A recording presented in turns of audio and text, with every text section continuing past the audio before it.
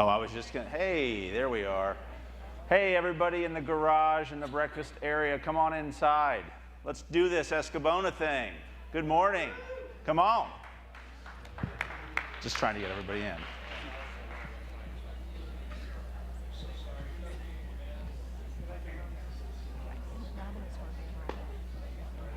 I love it. It's a bunch of, ooh, I'm alive. I can go out here, talk to people. Hey, Mark Brush.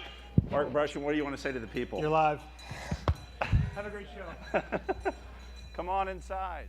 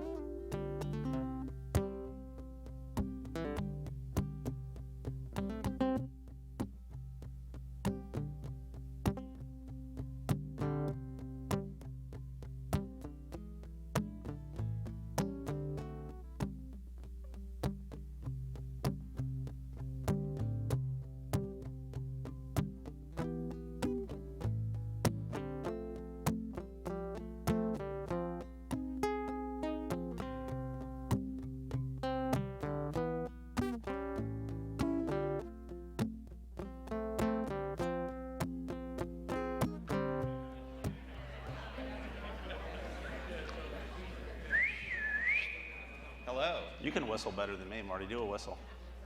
I don't want to blow this mic out. Okay.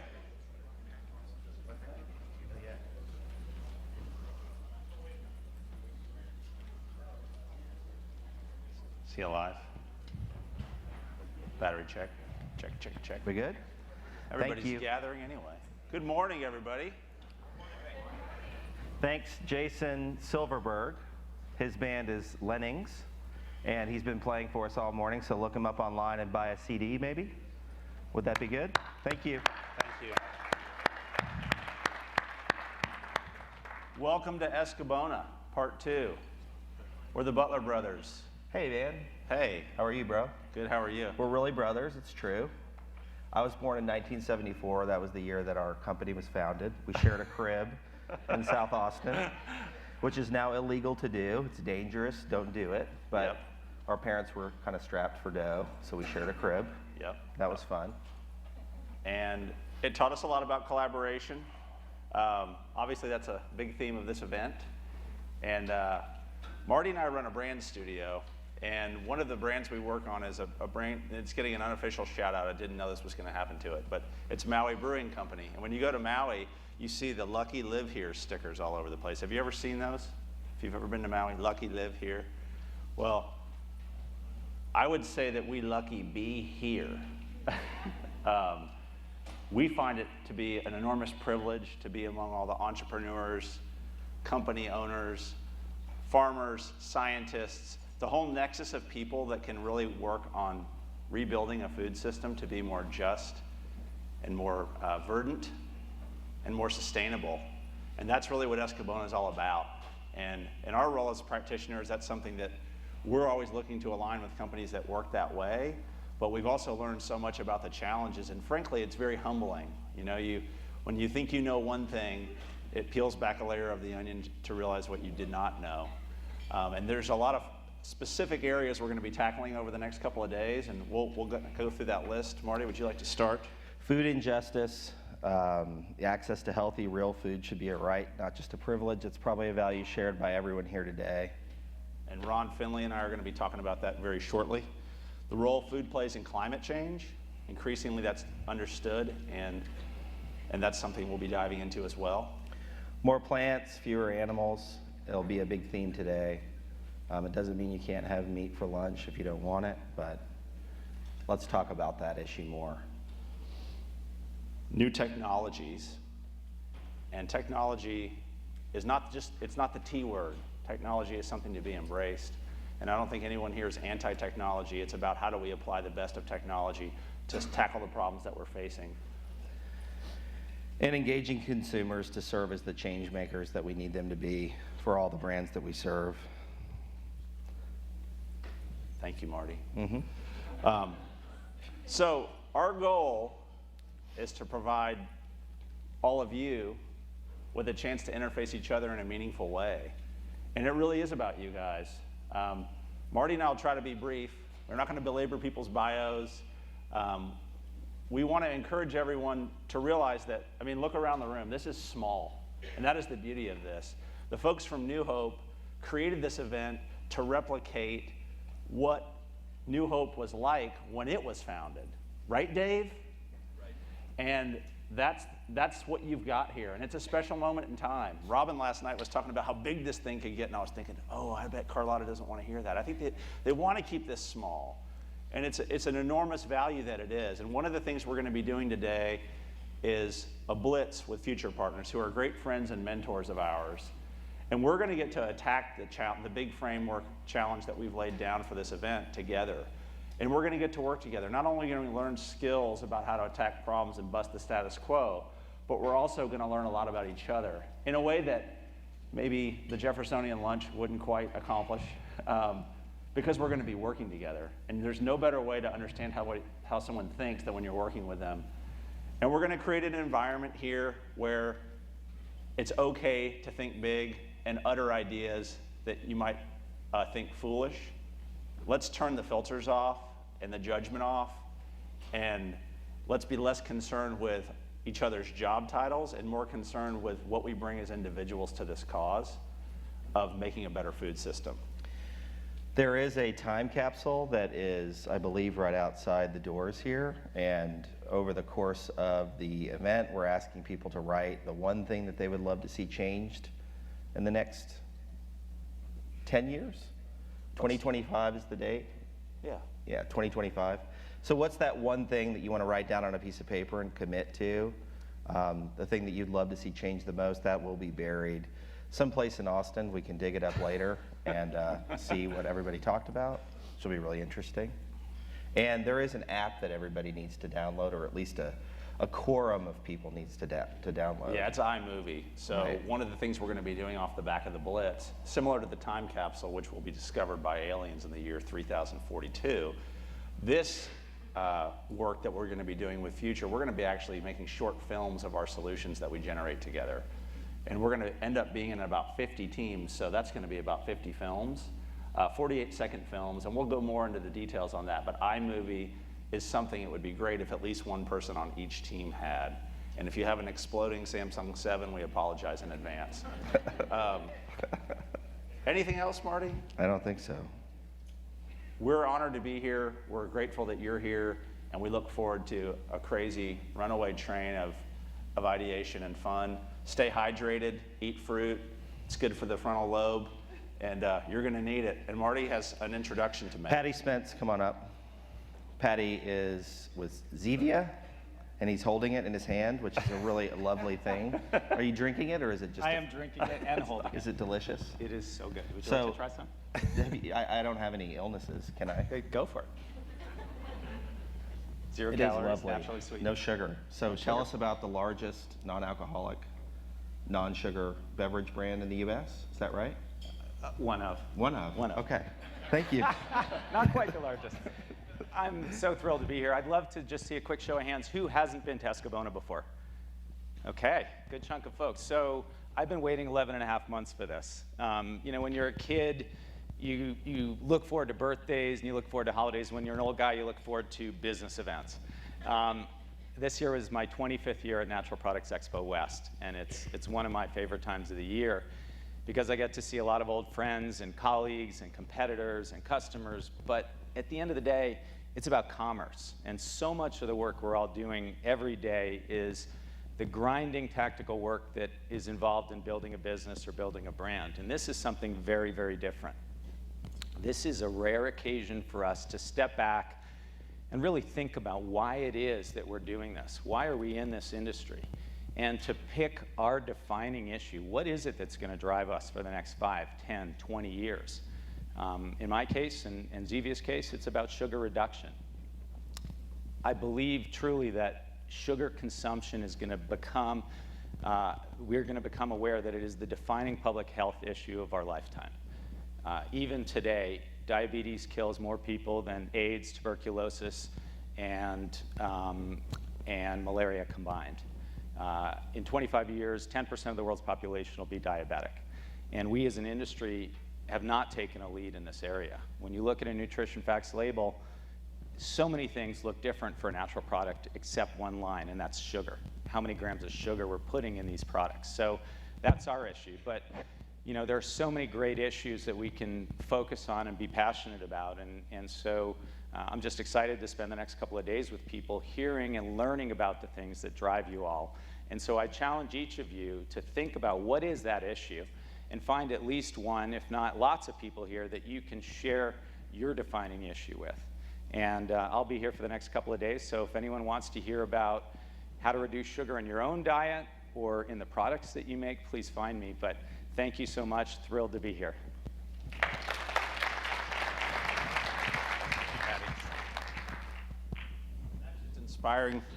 That's just inspiring to hear Patty talk that way, isn't it?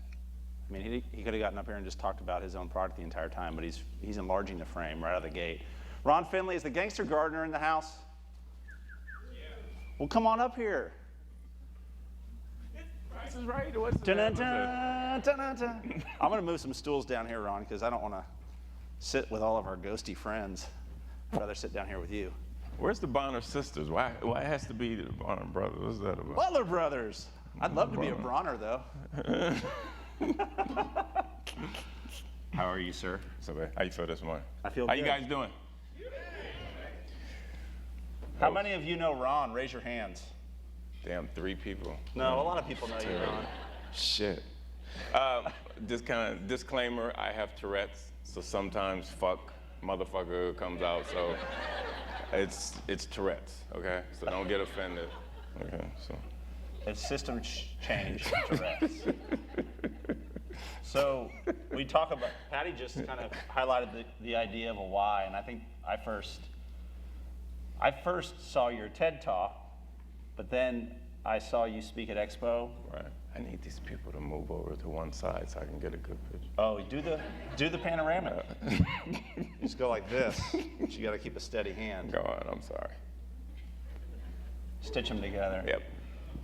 So, but your thing is just to flatten out the complexity and say, grow your own food, dude. Some of it. I don't expect everybody to be I mean, I'm not a farmer. You know, I'm kind of a gardener. I'm a fashion designer. I'm not even don't tell nobody because they pay me a lot of money to say I'm a gardener or something. But, well, let me say this. You are a designer, and you designed a very provocative moment in your hometown that got a lot of attention. And your life has changed because of that. You started planting where you weren't allowed to plant. Right. You stuck a middle finger to the notion that land should lay fallow when it could be producing food. Well, actually, it was a fist. Like It was this. a fist. Yeah. With a middle finger up on it or something. Yeah. And you inspired a lot of people. And you continue to do that. And what I want to know, Ron, is as your life has unfolded after this moment where you started to do that, first you were fighting a local fight at the city level just to do something basic and human. And now, like you said, you get paid to come cuss. I think you're living the dream, man. But how has I mean, you've been invited to a lot of very interesting places, right? Yeah. What has the last couple of years been like for you? Talk about what's really popped out for you. First, I would like to everybody that came out to the garden event that we did yesterday. I can't express how much I appreciate that. I guess you had a bigger name on the other line, because I don't know where the hell you were. But it was. I knew I was going to get fronted on. I had zero doubts. But no, it was. I appreciate that, and it was big. But I think it also shows that if we all get together, what we can really do. And I mean, I want the people that did show up there. I want you to take that back to your communities, and just educate and enhance and improve, these neighborhoods, because we have the power to do it. It's like Robin said last night. It's like everything that we do, from the water to the food to the vegetables and the fruit, it's killing us. And it doesn't have to be like that. I'm not even gonna put the hotel on blast for having it, because I don't know where this food came from, but They worried about it. yeah, we need to improve that, because it's too easy for us to. The food should heal us, not kill us. And I just want to really appreciate the event and the fact that Carlotta and everybody here at Esca Bona had the foresight to realize that we shouldn't be sitting in this auditorium for 3 days, talking about how great these damn speeches are and, oh, that was marvelous, when we could be out improving communities like we're supposed to be, because we're the choir, and we don't need to be preaching, we need to be showing people what to do. So I appreciate that, guys.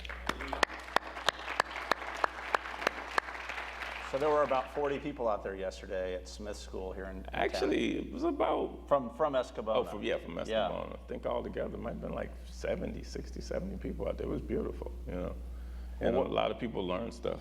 But my life has, it's been pretty kind of crazy. I mean, I don't think there's no algorithm for what's happened to me. Watson, the computer, couldn't even have figured this out. Some random black guy plants a carrot in South Central in the ground, and all of a sudden he's in Qatar or Greece, or speaking to the University of Sheffield in the UK. I mean, it's kind of amazing. And you're right, it's a lot of weight, but it is also a dream. I mean, I get to hear things like, you gave me my father back, or I changed my career because of you. And here, to say hi to the people in Kosovo, nobody knows me in Kosovo. I'm from South Central, like, hi, you're the gangster gardener. I'm like, oh my God, what did I do to my life?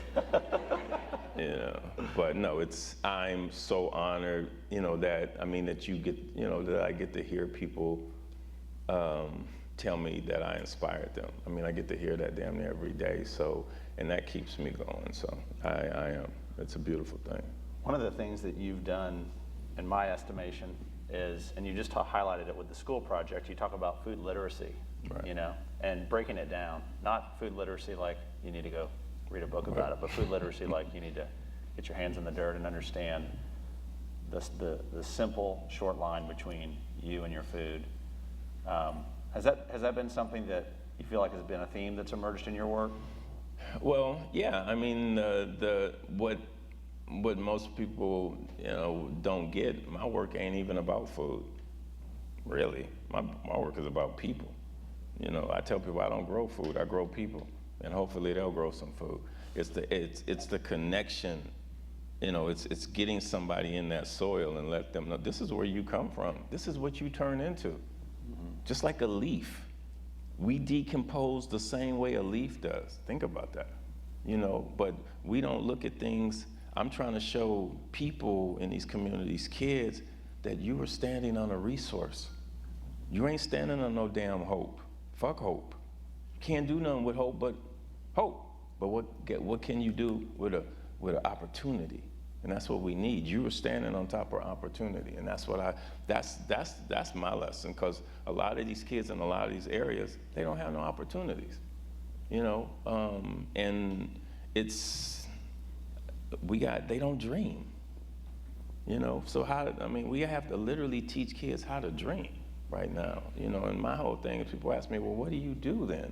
I said, I change culture, because that's what has to happen. We have to change the culture. Agriculture, food culture, social, everything. People need to realize that you have social currency that you need to use. And that's my message is that all of this affects everything else. It's not just food, it's air, water, life, blood, love, family. It's people want you to break, oh, that's like when you talk to funders or something, they want you to do this one thing. Right. This one thing affects everything in your life. You know, and that's what I want to, you know, I want to show kids the magic, the alchemy in like planting a seed and what it can come up to. Because everything, even everything starts from a seed, everything. You know, and look at what it turns to. I mean, you were once a seed. I don't know what happened, but I mean, and once you do that, I mean, it's so wonderful for me to see a kid and they plant a little carrot seed, and all of a sudden the carrots, they're not, I made this, you know? Yeah, you did, you made it. I mean, and you got them for life, you know? So that's what I'm trying to do, you know? Well, talk about kids, because talk about the social justice aspect of your work a little bit. I mean, we're in a time right now where the world is, you know, it's an election season, but. I knew that had to come up at some point. Yeah, I know. We only got 10 minutes, so don't worry. But I just think, you know, it's a time of, I've been involved in my own career in making activist statements, and I know that Marty and I have hurt people's feelings, including each other's. Right.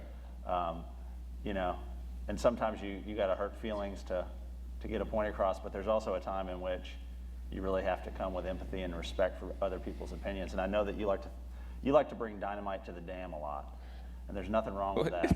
It's not. It's just who I don't know. It's just who I am. It ain't. I'm not asking you to change. Trust me. I love it. I'm wide awake sitting here talking to you. I can promise you that. No. Yeah. The food system is unjust. And I like to tell people I work in food justice. I'm like, no, you don't. They're like, well, yeah, I do. I said, no, there's no such thing as food justice. You work in food injustice. So change the title. Once you change that, it will be food justice and you can work in it. But we're so far away from food justice, period. In like neighborhoods throughout America, if it's black or brown neighborhood, it's by design that it's fucked up. You know, it's by design that the dialysis center is right across from the liquor grocery store that's across from the fast food restaurant. You know, and it pisses me off because, you know, there's damn near every city now, major city, gentrification is happening. I call it gentrification. You know, when white folks move into another community, like white folks do. All of a sudden, there's money invested. There's cafes and, you know, skinny little girls with yoga pants walking their dogs with their lattes, double cappuccino in their hand in the middle of the day. Like, you don't have a job? And why is that? It's the same street. It's the same house. All of a sudden, there's parks. Why is that? So this wasn't the people, the complexion that was there before, they weren't worthy of this? You know what I'm saying? So you can't tell me that shit's not racist and by design. You couldn't have invested in these communities and made them healthy and vibrant and beautiful too? Like other kinds of people don't deserve to be happy and live? That pisses me off, and that's part of what mine is. They're not gonna do it for us, we do it ourselves. You know, in the schools, you know, I've been to different schools. My kids had the fortune or misfortune of going to private school. And I saw the difference. You know, I saw the difference in the food. And you can't tell me it's not by design. You know, the fact that we have places like these organizations, like big Latin organizations, and then NAACP, where they're taking money from the soda companies, and so they're in bed with them. So they're not fighting like, you know, like, hey, you giving our kids diabetes with this shit, you know? So they're supporting it. They're not standing back, oh, because you gave us $1 million. And that, we need to change that kind of stuff. I mean, it's major that in neighborhoods like mine, that people are on 15 drugs, 20 drugs, and it's become the normal. So, and that's not cool. That's right. You know, you know, you have a lot of people they're getting their legs cut off, they're getting, you know, they're in wheelchairs, they're massively overweight. So you have a kid that sees this as a young kid all around them every day. They're gonna think when they get this age that that's Normal. That's not. It's not normal, you know. So it's like, and you got to think that as an African American, we're 13.5% of the population.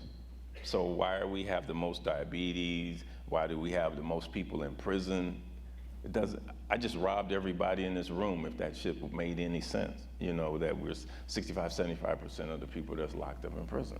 How's 13.5% of the people of the population gonna have that many numbers? Shouldn't that number be replicated somewhere else in our society? Like, hey, okay, there's 65% of the people that's living, you know, a prosperous life, or it doesn't, you know, and basically it's all racism. You know, it's all systematic, ingrained racism. A lot of people don't want to hear it, they don't want to say it, but that shit's real. You know, look at the numbers. I'm glad you brought this into the room, because I think what it reveals is, and you said, what you also just said at the end there is, we don't want to look at these things, we don't want to talk about these things, which is exactly why we should look at them and exactly why we should talk about them. And the notion that we're just consumers, you know? Is not true. Versus citizens, right? And the benevolence that can be brought to bear through food companies in particular to say, we're food companies, we have to sell, we have to make a profit. But when we give, what is the intention with which we give? Exactly. Do we give to grow one another, or do we give to drive our product deep into the minds, in particular, of children? I think it's, you know, we're off script, I know it. I can probably feel some eyeballs on it. But ain't no damn script. No, but I do think that, you know, I do think it's about intentions. And when we talk about children as adults, we have to make sure we have pure intentions. And when we talk about intentions with regards to race, we need to be very honest about our own biases that we might not know we have. And it's hard as hell. But no, it is. I mean, why not solve all this shit? Right. You know? Yeah. Why not? It can't. Well, why not? It's why not possible. create a space where we can work on it? And I know that you'd rather be in the dirt, and in a way. Yeah. But soil. The soil. The soil. Well, it has to make its way to soil, right? Sometimes it's just dirt. But I do think we're going to do important fertilizing of another kind in here for the next couple days. No doubt, no doubt. And no doubt, I hope so. And I look forward to the people that get to be on your team as you bring your perspective. That's strong. Is there anything else you want to say as a framing thought to what we do here for the next couple days? I don't know. We can change the design of these systems. You know, it's been, I mean, how many people got into food? Because it's so amazing, because two people that sat next to me on the bus, both of them got into food because of some kind of immune disease that either their spouse or their friend or they had. So how many people are here with dealing with some immune disease or that got you into food? Anybody? Or through a family member. Yeah. That might enlarge the sample. People. Yeah, and with that, these companies don't care, so we have to stop supporting them. If you find something that's in the food, there's like castoreum. Anybody know what castoreum? You heard of this? It's like it's damn near, it's in perfumes and ice creams, and it's from like beaver asses or something that. No, look it up, I swear. Go on your phone and look up castoreum. And it's like, why do I need this in my ice cream, dude? And who came up, we can put this in ice cream. It's like, you know, it's stuff that doesn't need to be in our food, that's in our food. And all of a sudden you have people, no GMOs, or no, you know, it's natural with these trick words. And we can change the system. And all I want to say is we can redesign, or my thing is design the life that you want to live. And that's the biggest thing that I could say, and plant some shit. You know, I mean, I think if we all just start planting food everywhere, and it's gonna change the landscape, you know, and that's what I did with my garden. I didn't realize that I was designing an Eden, you know, because all of a sudden there's lizards and hummingbirds and dragonflies just on my part of the street, not on the other part, you know, because I took up all the grass and put fruit trees like bananas. I have bananas growing on the street. I have pomegranates and apples and, you know, oranges and all kinds of shit. So it becomes, I mean, you got to realize that this is who we are. This is part, you know, everything you put in your body, that becomes you. And so we have these kids that are eating these hot Cheetos and all of this deadly food with these ingredients that they can't spell. And I have a thing that I do with the kids when I do presentations. I bring a ton of snacks, and they're like, okay, you can, oh, and they have, hey, here are snacks, and pass them out, and they're going crazy, yeah, and all these drinks. And I said, no, but you can't eat it, you can't drink it. Turn the label around and read it. Get on your computer, get on your phone, and I want you to tell me what the ingredients are. And it's always something lipitor about it. It's, you know, irritable bowel syndrome linked to cancer, blah, blah, blah. And it's because, you know, does this, and acne, and then it's always a word that some kid, the whole thing is for this kid. Yeah. Libus. I said, perfect, I've been waiting for you the whole time. I said, it's real simple. If you can't read that shit, don't eat that shit. It's like nothing in nature has 16 letters that you can't pronounce, you know, and I get them with that because I have them come up to me. I've never read a label before. And it's like, I say, yeah, it's that you have things in this food that are detrimental to your health, you know, and something it's criminal, you know, and that's the terrible part. And look at who they're, like you said, look at who they're pushing this stuff towards.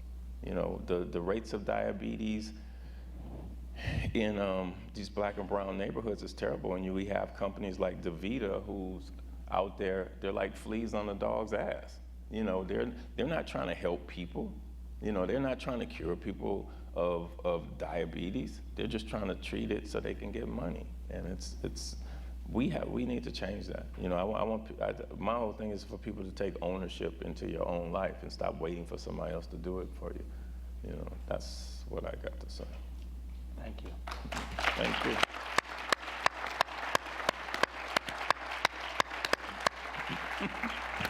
Are you gonna stay? Of course I'm staying. Okay. You want me to stay here? No, I just want you to stay. I'll be in the room.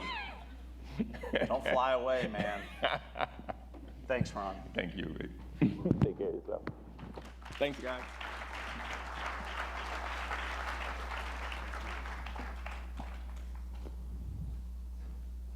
What are we doing, Marty? We are doing a panel discussion, so thanks for putting those back. Robin, can you come up? It's time for you.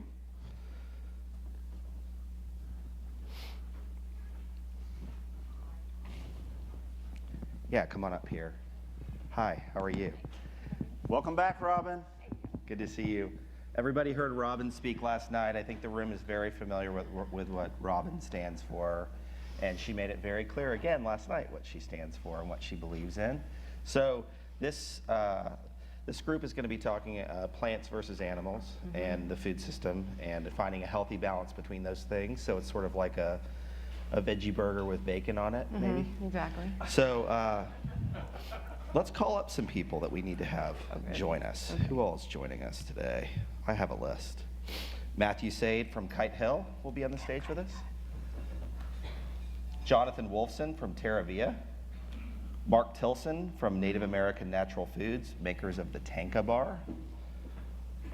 Gina Asaudigan from Applegate. Miyoko Shinner from Miyoko's Creamery. And Pat Crowley from Chapul. I hope I've said all those things correctly. But welcome to the stage, Robin. You have the floor. Awesome. Thanks, Marty. Well, thanks, you guys. When we were talking about this panel of these clean meat companies and these plant-based protein companies, somebody asked, is this going to be a debate? And I just said no. Like, our country has had enough of debates. We've had enough of polarization. This is about solutions. This is about innovation. And these are the companies that are doing it. I want to start with a book that a friend of mine wrote, Garth Davis. He's an MD out of Houston. He's a guy I grew up with. He's a football player. He's a doctor, total jock. And he got really fat. And his wife was pregnant with their first baby.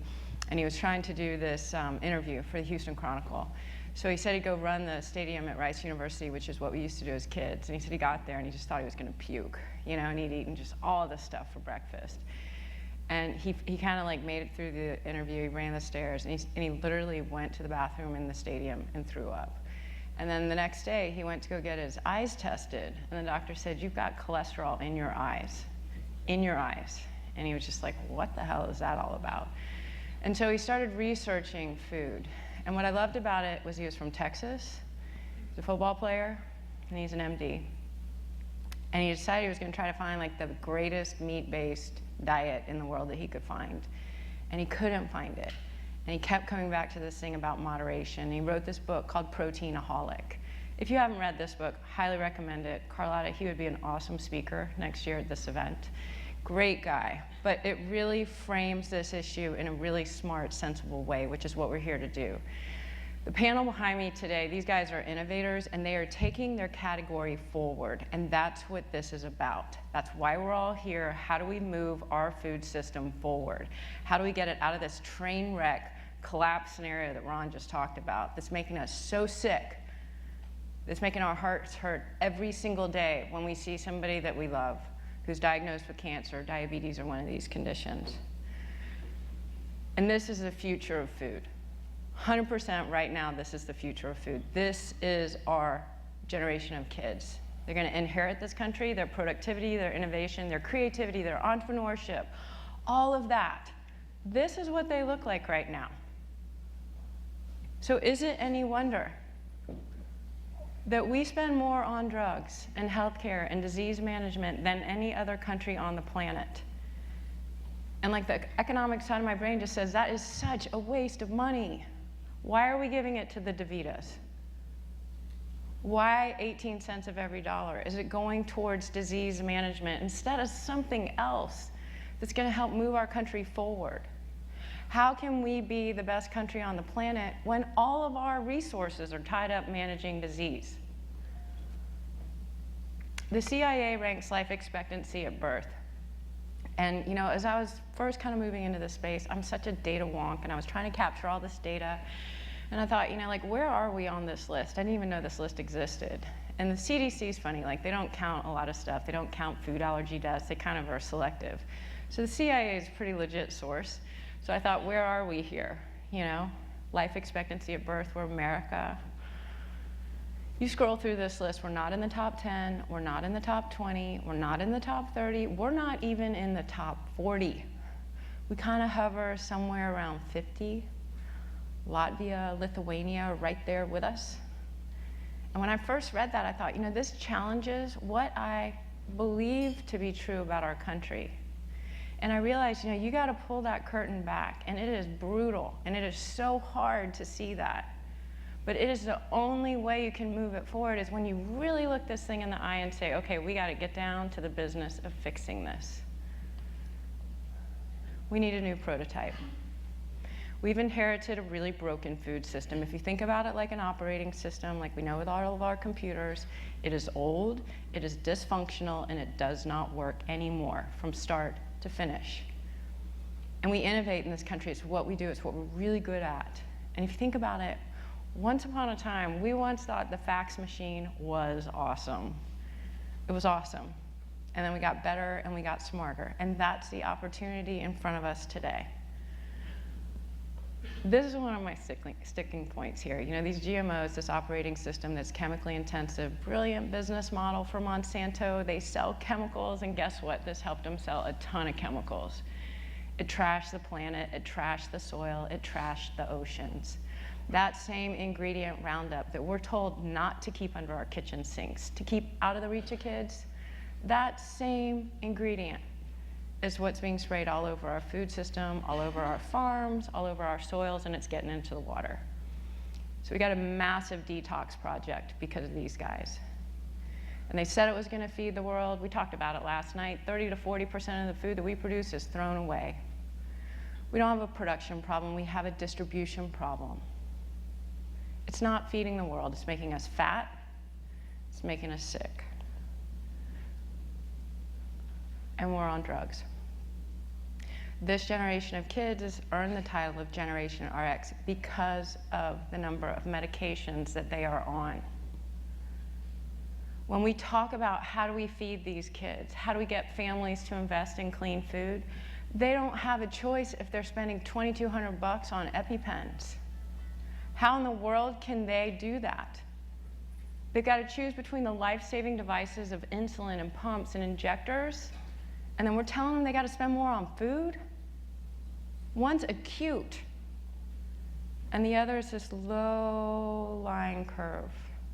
And that curve, that arc, is what all of us are here to work on. How do we bring those costs down so that all of these families have that justice, have that freedom of choice? Because right now they don't. And it's not just us that's on drugs.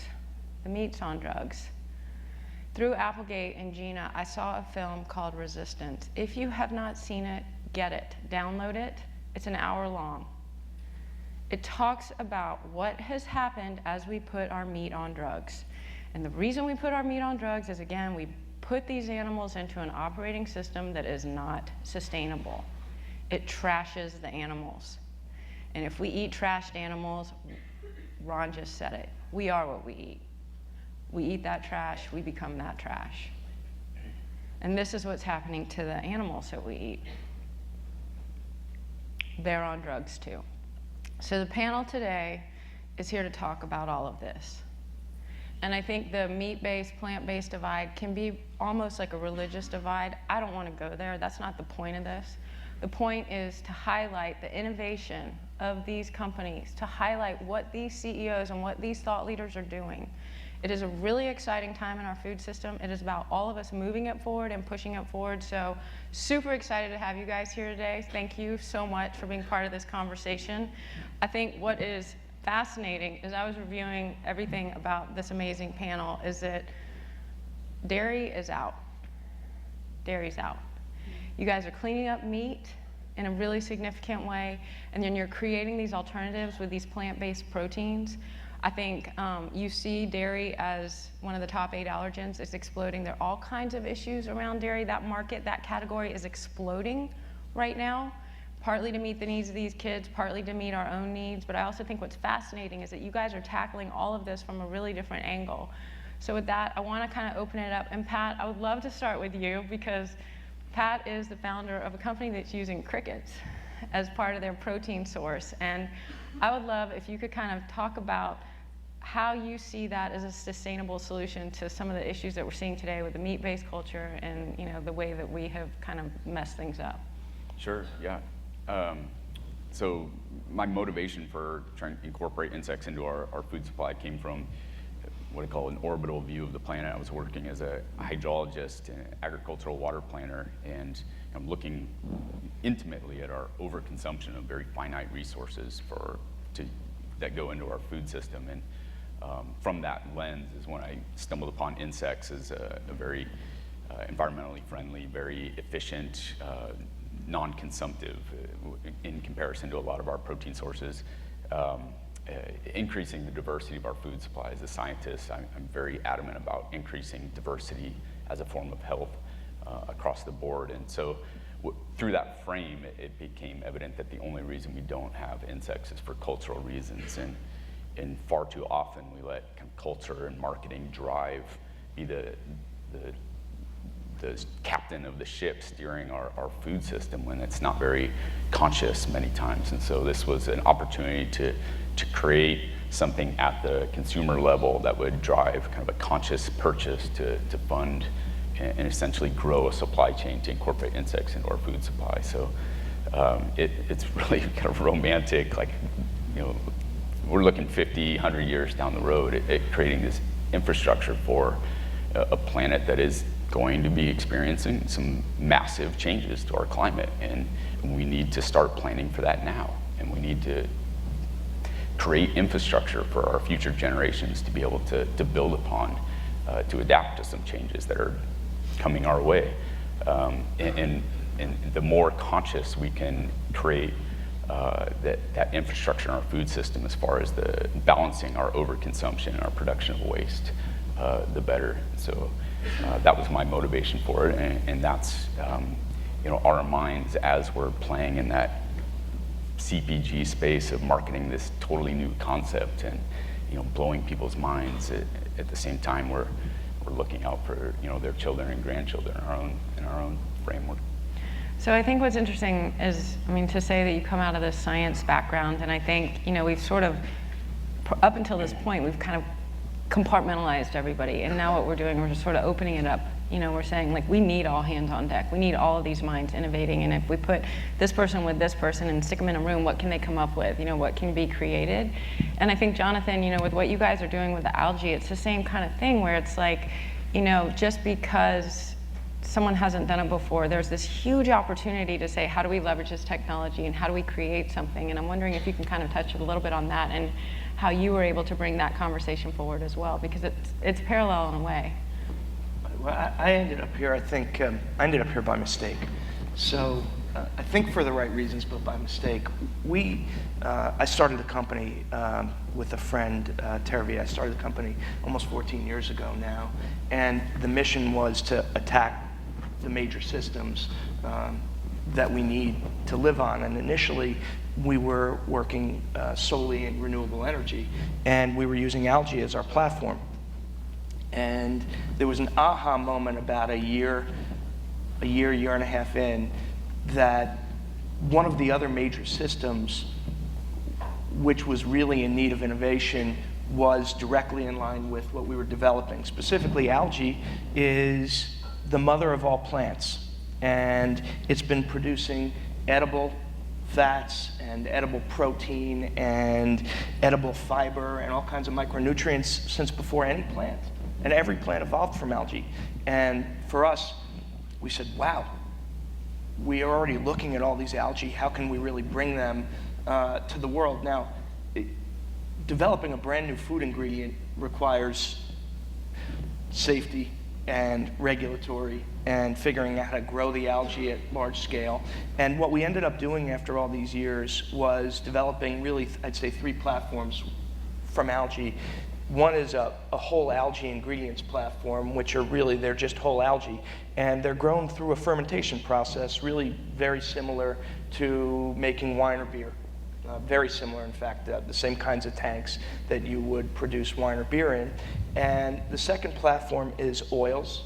And we actually have some cooking oils. We have a cooking oil you can find on Thrive and in some markets on the West Coast, in Raley's and some other smaller markets on the West Coast.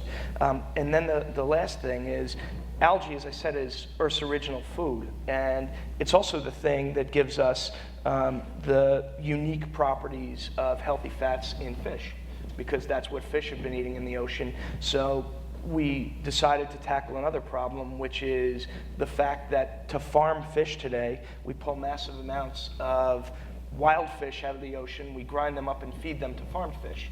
And we do that for omega-3s, because the fish need them just like we do. But you can go all the way back to the source.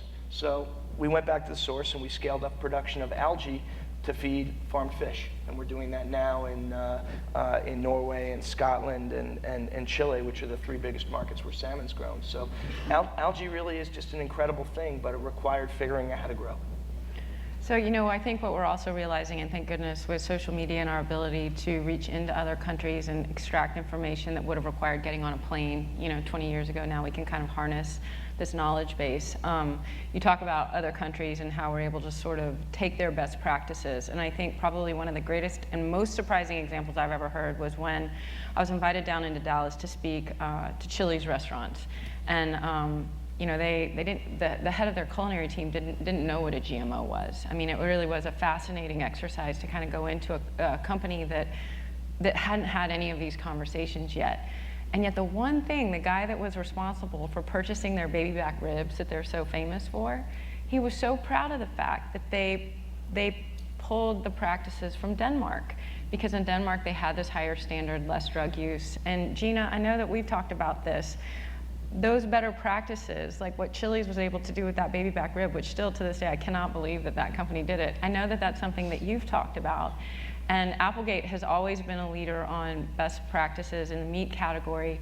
Now with this Hormel acquisition, you have the opportunity to actually take that a whole lot further. And I'd love it if you could sort of touch a little bit on that, from your perspective. Sure, I think it's really interesting to be on this panel with meat versus plant-based protein when we were founded, Applegate was founded by a conflicted vegetarian. And it's not that he didn't like meat, it's he didn't like the way meat was produced. And so his business model was to create meat and produce it in a way that he was comfortable eating it. So without antibiotics or ractopamine or gestation crates or feedlots, we raise animals humanely. But even now, that has to evolve. The more we know about the impacts of raising meat, the more we have to, evolve our models. So yeah, I feel like, there is a place for meat in the American diet, but it's not the way we've come to believe it should be. We kind of prided ourselves on every American can afford a steak on their table, and we wanted, abundant, cheap, lean meat. And we sort of turned a blind eye to the way that was being produced and the way they were accommodating our preferences. And I feel like we've functioned as consumers for a long time, turning a blind eye and just consuming what was handed to us. And now we are more functioning like citizens, and we're asking questions about meat, and we're voting, and we're choosing differently. And as a result of that, those production practices behind the scenes are changing to accommodate you. And I really see that with even a company like Hormel, who acquired Applegate last year. They bought us because they see that that's where the market is going. And it was cheaper, even at $775 billion, to purchase Applegate than to reinvent their system. Because to get to this system, it didn't happen overnight. This was 125 years of getting to the system that they're at right now, and it's not going to change overnight. But it is changing with the more people shop differently. One of the most interesting things and one of the most inspiring things, and why I'm still working for Applegate, despite the fact that they're owned by Hormel, is the first thing that they said when they came in is, Hormel is here and Applegate is here. And as we progress, it's going to be like this. Applegate being in front of the market and Hormel catching up to us. So I feel, now I'm very interested in reinventing the systems for how meat is raised in this country, not tweaking around the edges and making marginal improvements, but completely reimagining them. And I feel like with Hormel's resources, believe it or not, as strange as it seems, I have more opportunity to do that now than I ever did in the 10 years that I've been working for the company. So I think that's important for people to know. I mean, I was probably like everyone in this room and let out a primal scream when I heard that we were being acquired by, the company that makes Spam, for God's sake. And, I've come to realize that it's not really these companies that are so much the bad guy, Hormel, Monsanto, General Mills, all of these big companies. They are only responding to what consumers want and what consumers purchase. And the second they start moving in another direction, they move with them. This is a symbiotic relationship. So that sort of, gave me a different perspective on these companies. I mean, I was definitely one that thought, big is bad, but I'm learning that big doesn't necessarily have to be bad. And if they have the right mindset and they understand and they want to protect their investment like Applegate, they're actually going to invest in it. So that's what I'm looking forward to, changing the systems for how we raise meat in this country. I mean, there really is an opportunity with some of these bigger companies. We're raising them up the way you raise your children, and you got to be there with them. You got to be there and hold them accountable to these changes as we start to execute. Mark, I know you have been in front of this clean meat movement for a long time, and I think what's fascinating right now is this whole plant-based growth. That category is exploding. Millennials are driving it in a really significant way, and then we're starting to sort of see this shift. And I think there's an awesome tension between plant-based and clean meat right now. And I feel like this plant-based focus and Meatless Mondays and all of these conversations we're having, like Gina said, like, why are we eating this much meat? Why are we consuming this much meat? It's helping to bring the meat industry forward. But you've been there for a really long time, and I'm wondering now, like, as somebody who has been in this space for a while, really advocating for this, some of the advice that you would give to those companies that are really trying to transition to this cleaner meat, smarter meat, and you look at a company like Annie's and General Mills, how they just acquired Epic. You've been in front of this for a long time, and I would love to sort of have your thoughts on what's some of the wisdom that you could bestow. I guess I have to start by saying where we started, because it's a different perspective. I'm a non-Indian who spent 41 years on the Pine Ridge Reservation. My kids are tribal members, and my grandkids are tribal members, and I've been part of the community a long time. And this is a huge place. I think all of us in the natural food industry have to start by saying, pretty much from corn, beans, to buffalo, to everything in between, our food system came from Native people. And I'm not talking symbology here, I'm talking about even today, there are 500 functioning tribes. On our reservation, it's 3 million acres of land. That's basically controlled by the fast food industry. 98% of the agricultural output of that 3 million acres is cow-calf operations. The thing about when we're talking about plants versus meat, we have to recognize that one of the most important environmental treasures of North America is our Great Plains. And the Great Plains were created by grazers, were created by buffalo. And they're now considered one of the top 3 or 4 carbon sinks in the world. And they're in danger. So when you start thinking plant versus meat, you have to recognize from the very start that you gotta have grazers as part of the environment. And buffalo in particular are keystone to the process. So we're sitting on the Pine Ridge Reservation in the summer of '06 with a group of buffalo producers and a group of young people. This is an area where the average income is about $5,600 a year and has the lowest life expectancy in our continent outside of Haiti, where the people have been denied access to their own land. And we're trying to come up with an idea that could change everything. And we started talking about traditional foods, positive food cultures. And the idea of wasna, which you guys might know the Cree word called pemmican. In Lakota, it's called wasna. And every indigenous culture in the world had a process for mixing their high acid fruit with their dried meat to preserve it. So that's where the idea came for this from a group of young people on the reservation to create Tonka Bar. This was the original meat fruit bar in the country. And so when I get into this and I start thinking about it, the issue earlier was raised at the opening about, what is racism in the community? And my advice is, as you look around, part of the racism is the racism of exclusion. Is that we literally exist in the most isolated geographic political place in the country. So while this product was the original product in the category, none of those companies ever called us. And we're still the number 2 product in the category. And that's the racism of exclusion. That's what happens. And so right now, today, I think the fundamental issue goes back to the most ethical. If we're saying how are we going to fix this food system, let's go back to the beginning here, which is we've had a cultural war in the United States for several hundred years now between the indigenous people who recognize who recognize the earth, the land as their mother, the giver of life, of food, the giver of water, everything. And protecting that is the reason why Pine Ridge and other Standing Rock and other communities are economically the poorest in the country is they've done everything to protect that land. We tend to look at land in the commercial world as it's just a commodity to be consumed. And now we're finally starting to come around to the point of, wow, if you consume your mother, where are you going to live? And that ethical issue is really at the center of what's going on.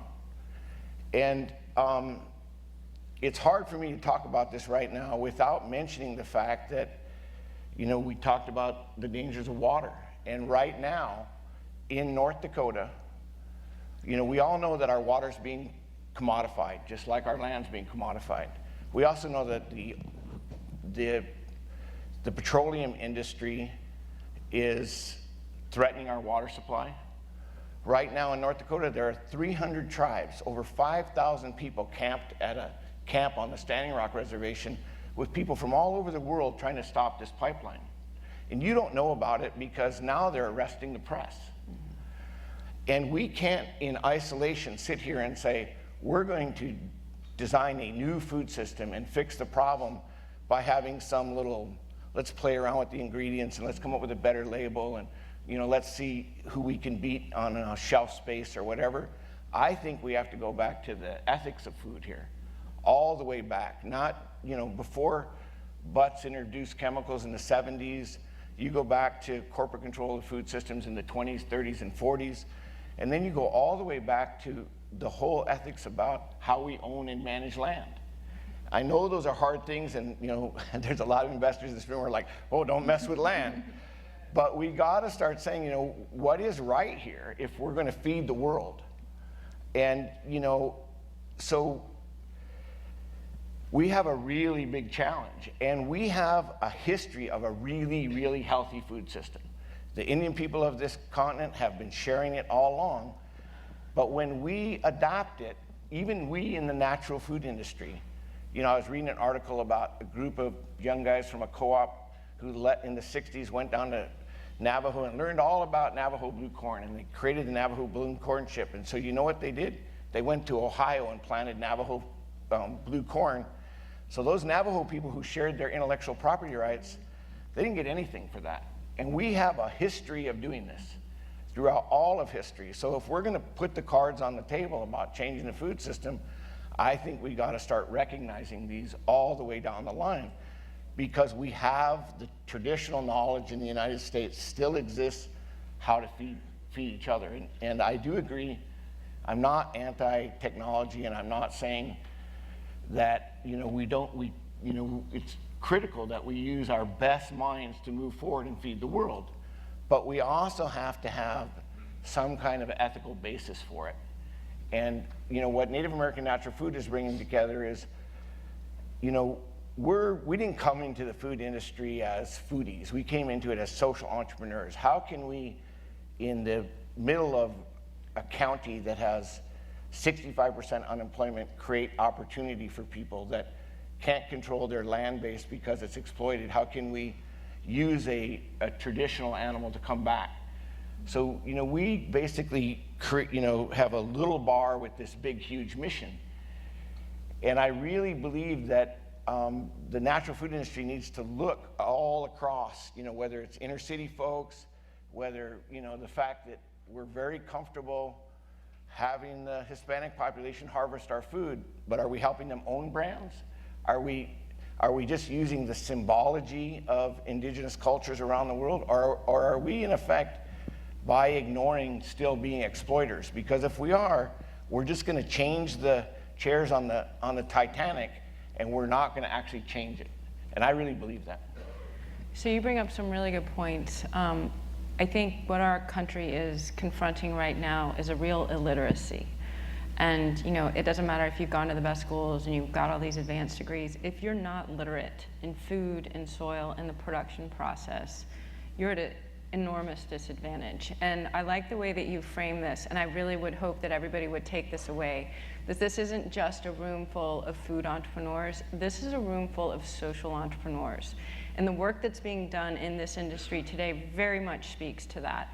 And I think Mark raises a really important point, and it's what led to this illiteracy, is we divorced ourselves somewhere along the way from that very fundamental truth. And now that's part of the responsibility of this industry, is to bring that back, to marry it back to that foundation, so that we understand that this life force we actually didn't create. We're lucky enough to be able to be part of this and try to protect it. And I think that piece has definitely been missing over the last several decades. And what we now have is this kind of awakening where we're realizing this is our responsibility, and it is a huge responsibility. And I hear it in you, I feel it in you as you speak, that responsibility that we have to the soil and to this life-giving force that food truly is. I think we have completely divorced ourselves as a country from that fundamental truth, and the way that you speak about it is so profound. And I do want to thank you, because I think if it hadn't been for cultures and communities like yours, we wouldn't have that education to return to, and you have protected that for generations and decades. So I just want to thank you for that. Matthew, I want you to now touch a little bit, because I think when you start to pivot a little bit, because we've lost this connection, because we are so, in general, illiterate, we're now confronting a lot of health issues that didn't exist 10 or 20 years ago. And I think one of the most fascinating right now is this pivot away from cow's milk and dairy. And you've been leading that. And I would love to sort of hear, the personal reason as to why you felt that this was where you wanted to focus your solution efforts. Sure, you bet. Thank you. A couple comments. Interesting. So this is a panel on plants and animals, and I think that I could be wrong, but I think I'm the only person on this panel who sits up here representing a company that is squarely in the plant-based camp, but as an individual who formerly started and owned a meat company. And I don't often share that publicly, particularly not in my current role, but I feel like I have an obligation to sort of come clean, because it is so essential to my role here and the explanation to answer your question, which is, I started a company which still remains one of the sort of leading sustainable meat companies, and processed meat, I need to say that. And we partnered with family farmers that were raising animals to the most exacting standards. One of the largest suppliers of processed meat to Whole Foods. We sell to Costco, we sell to Safeway. Natural meat, right? Antibiotic-free, hormone-free, humanely raised meat. And I decided at a certain point that I knew too much about the meat industry. That no matter how virtuous our supply chain, no matter how environmentally friendly the efforts of our farmers, there were questions that I could not answer to my own satisfaction.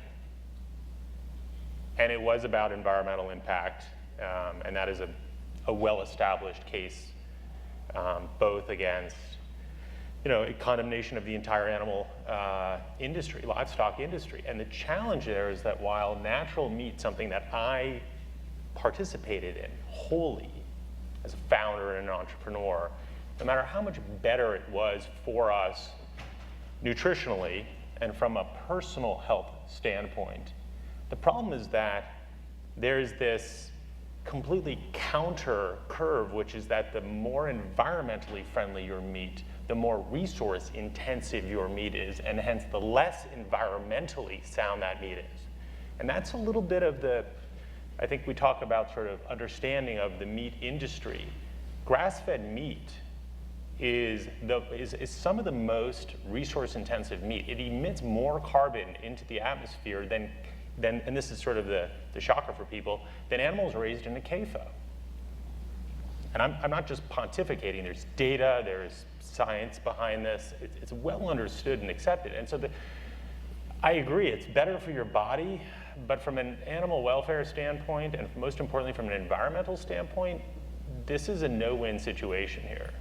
And so when we talk about remaking our food supply, I eventually left that company. I exited the company.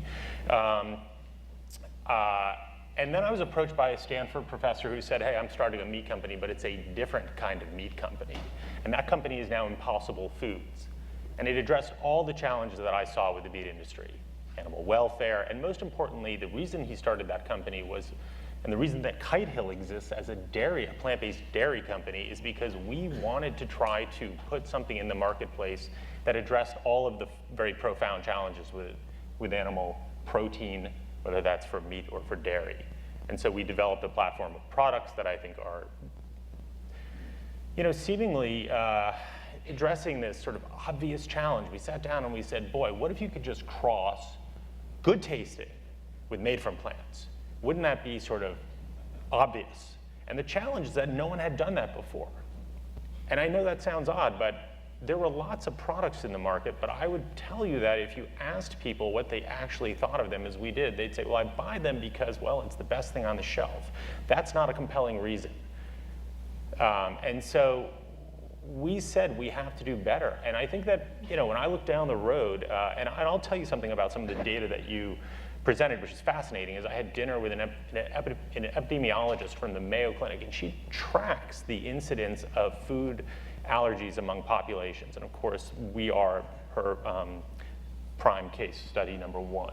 But she said that if you track, as she does, those food allergies across populations, and you look at how the Western diet has moved to Asia, she said she will tell you within 5 years how food allergies in that population will start to spike exactly the way that ours did.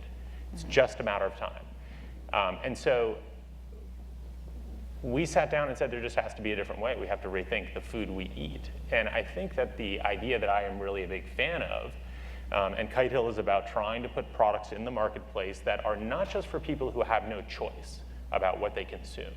They go to the shelf and they have to have,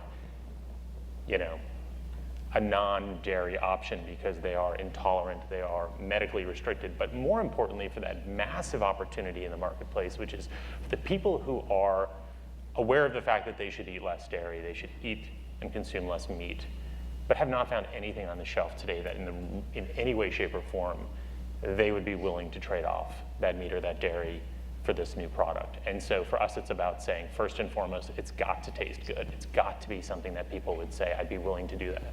I'd be willing to have that, that yogurt or that glass of, milk made from something other than cow's milk.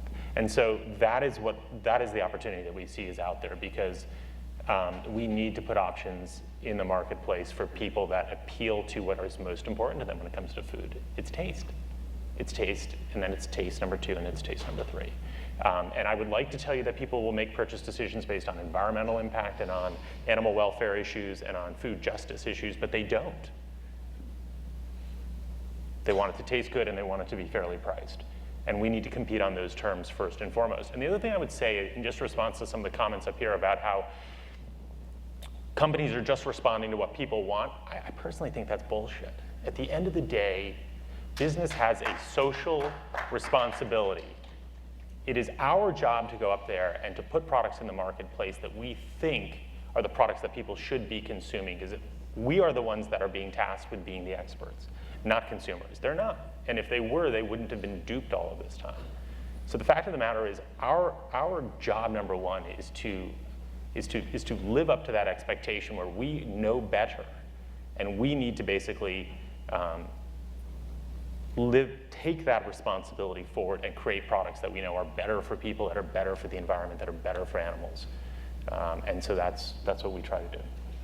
So I think you bring up a good point, and I would actually argue back that where we are today is with a conversation that's never been had between the corporations and the consumers, and that's being enabled by social media.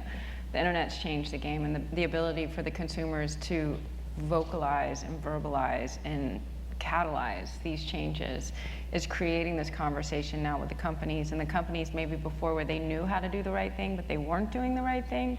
That conversation now is bringing them forward and saying, come on, do the right thing.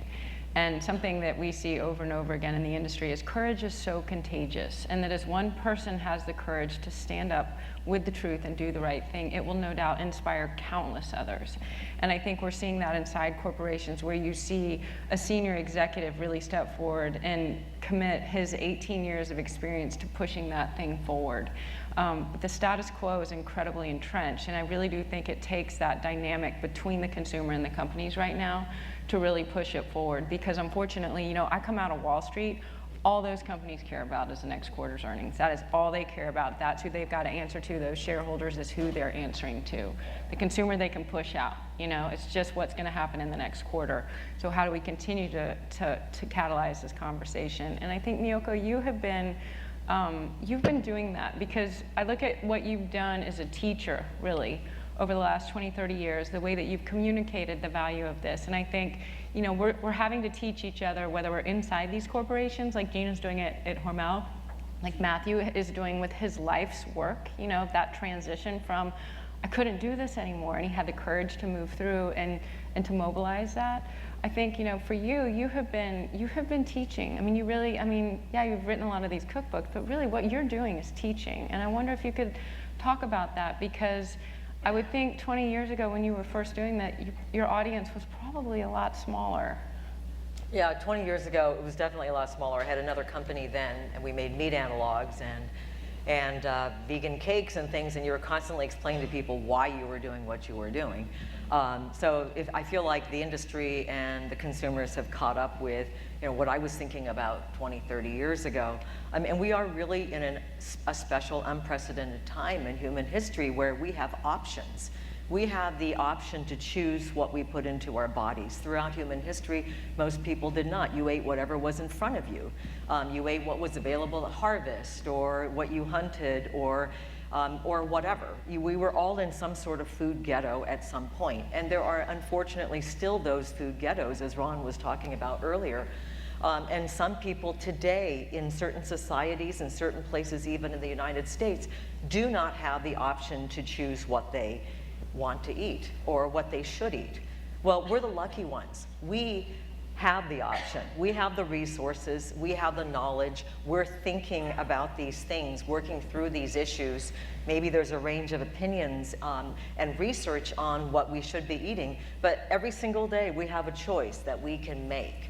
I want to put a different spin on this plant versus meat, because yes, I am a longtime vegan, and I've been advocating for a plant-based diet for many, many years through cookbooks and teaching and the various companies that I've had and the products that I've brought to the marketplace, including Miyoko's Creamery's line of artisanal cheeses and the future of our product line and where that's going to morph. But yes, there's environmental impact to animal agriculture. 30% of all land mass is taken up by animal agriculture.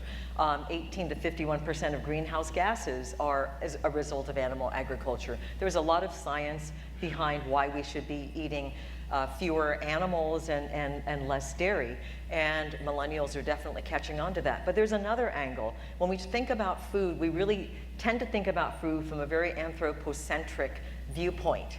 We think of everything that grows on this planet, whether it's plant or animal, as food for us. We rarely think about it from the perspective of the animal. What does the animal want? Does the animal want to become our food? I'm not sure that it does. Now, I have firsthand experience of this. Throughout my 30 years, a lot of this was simply theoretical. But about a year ago, my husband and I moved out to a farm, and we decided to start rescuing farm animals. So now I got Rufus and Reggie and Benny and June and Argon and Oxy and Onyx and Angel the cow and so on. I have goats and pigs and sheep and cows and ducks and chickens. And I formed a relationship with them that I never knew was possible. I have dogs and cats also. I have for many, many years. But when you can sit in a field and a cow comes over and lies down and puts her head in your lap to be stroked, when you have a pig that pushes his snout into your leg and then flops over so you can give him a belly rub. When you have goats that follow you on a 5-mile hike because they just want to be with you. When you have the whole herd moo and baa and make all kinds of noises because you walk away to go up to the house. When you have goats that break into your house because they know how to push the sliding door and get in, and they would sleep with you on your bed if you let them, then you realize that there's not a heck of a lot of difference between these guys and your dogs and cats. And how can you eat the cow that puts her head on your lap? How can you take her milk? Cows don't give milk, we take it. They're not offering it to us. They want to give it to their calves, but we take their calves away. So throughout my journey of promoting plant-based foods, I think 30 years ago when I first started in Japan and then in the United States in the 90s, I rarely spoke about these issues about animal welfare because I was afraid to speak up. I was afraid of turning off people. I was afraid of offending them. I wanted simply to offer them good tasting food. And Matthew is absolutely right. Ultimately, we have to increase the category. We have to increase the marketplace for viable plant-based foods, and what that means is top-notch taste, because he's absolutely right. Consumers, it doesn't matter what they understand. If they understand it up here or in their heart, they're not going to choose those options ultimately if an animal-based product tastes better. It's simply true. And so we have to the result is absolutely important.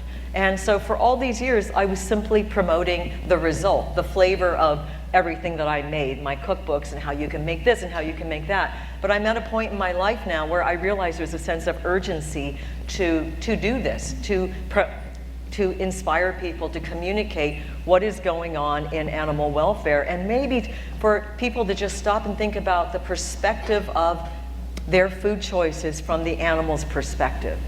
The animal wants not only to be loved and to love just like your dog and cats, but they do want to live. I assure you of that. They are not offering themselves up to us. I believe in a world where we can move beyond all of these isms, racism and sexism and exploitation and, of course, speciesism. I think that's the last hurdle. I believe in a world where every day when we sit down at the table, and by the way, this whole movement towards plant-based foods involves involves compassion towards even human beings. For example, dairy farmers. I was talking to someone yesterday about it, and I had a conversation with a dairy farmer who believed he was feeding America with his products. And what's going to happen to him if everyone went plant-based? I mean, we have to have compassion towards the producers also. It's a very complex problem, and we have to embrace it with compassion for all. But I ask everyone, just once a day, maybe once a week, once a month, just think about your food choices from the perspective of the animal, and knowing that you have all these options in the world today for food. If you have a choice to eat compassionately or not compassionately, will you please choose compassion? Wow, that was beautifully said. And as I listened to you, I thought about the book I started with in the beginning, Proteinaholic, and the arrogance with which he came to his table. And I think as a culture, that's where we are. There was an arrogance in the assumptions that we made. There was an arrogance in the ignorance that we've chosen. And I think the humility that's required to truly fix this food system requires that we acknowledge that that has been our status quo for far too long.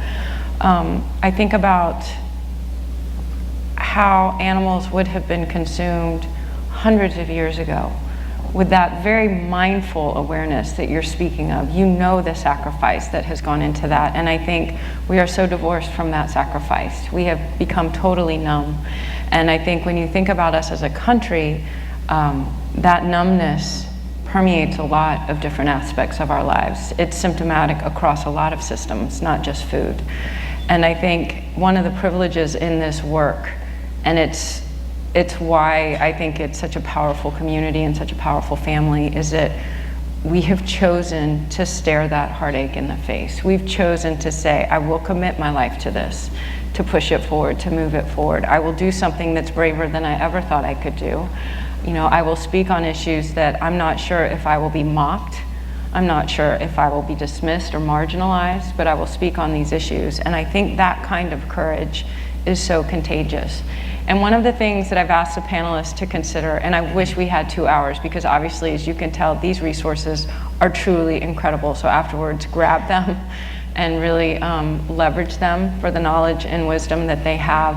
But one of the things that we discussed on our calls leading up to this was, I said, we have this audience, we have investors, we have thought leaders, we have very forward-thinking visionaries in this audience.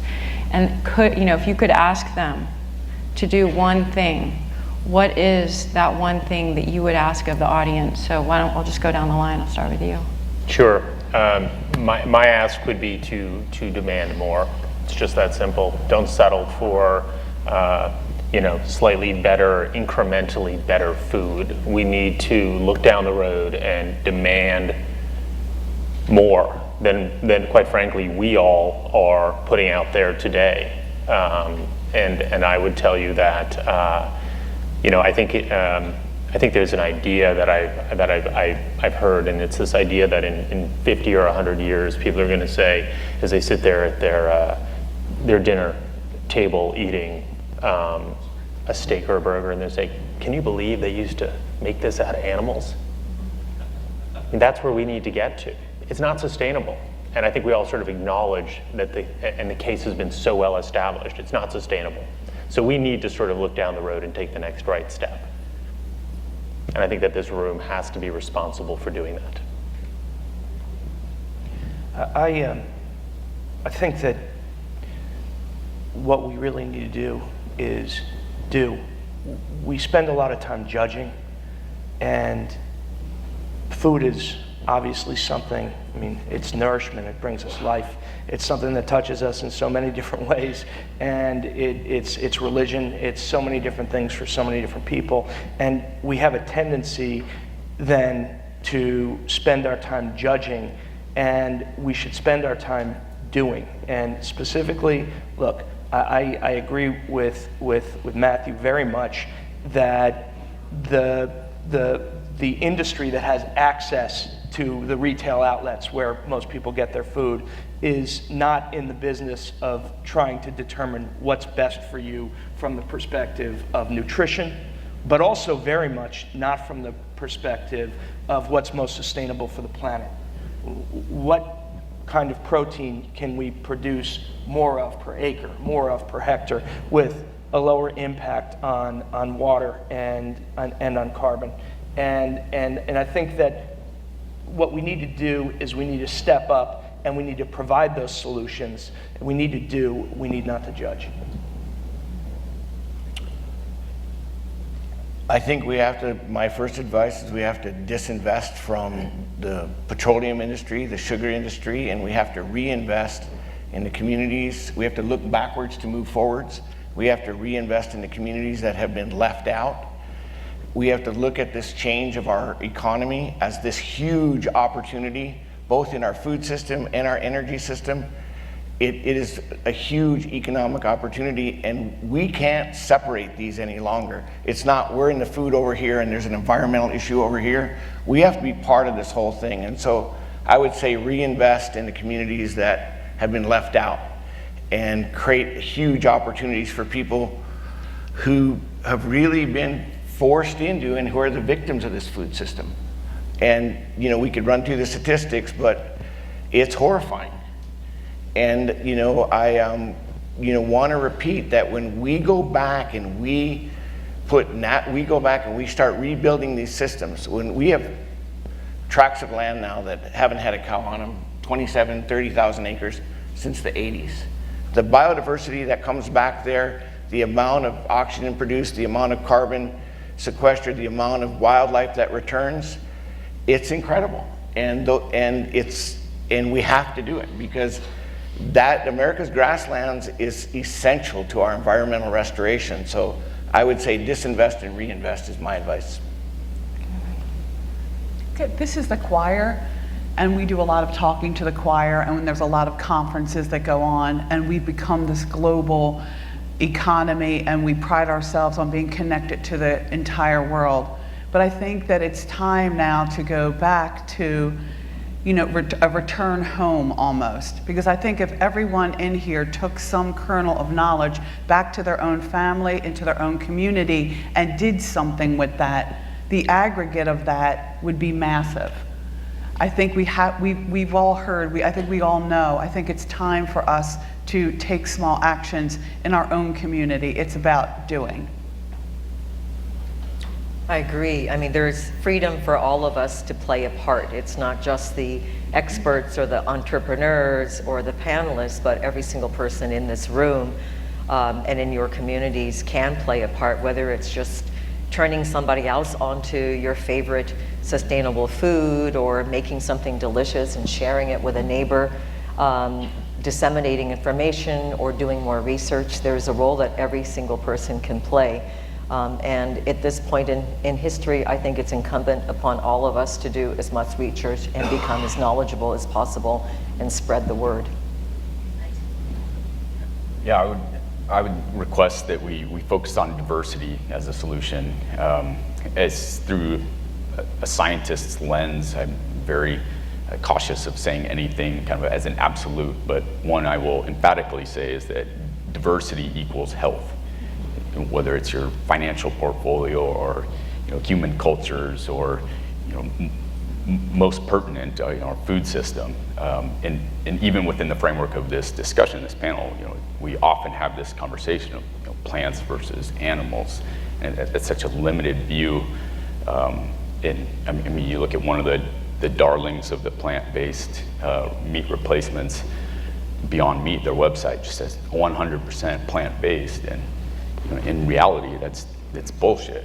Like if you look at their ingredients, they have mushrooms, which is a fungus, which is an entirely different kingdom. With all due respect to Beyond Meat, and probably the half of you that have invested in them. But, and I say that not to split hairs. I mean, fungus actually have a more common ancestor with human beings than they do plants. But nonetheless, I'm not trying to just point out a scientific inaccuracy. I think that sort of polarization of plants versus animals, or red versus blue, is very dangerous. And I fully recognize that we have to consolidate our message to the consumer and make it really digestible. But I don't think there's a place for that necessarily in the discussions that you have all signed up for and coming here today, where we're truly looking at solving our food system and a lot of the very complex issues, whether it's the soil health, whether it's overconsumption of finite resources, whether it's racism, and whether it's food waste. Anyone that touts a single solution, I think, is crazy. We need a diverse, wide range of solutions. And so, whether one looks like it's wearing a red shirt versus a blue shirt, you shouldn't disregard it as a potential solution, because there is no silver bullet. We need to focus on multifaceted solutions to these very complex issues that we have if we want to provide a sustainable food system for our children.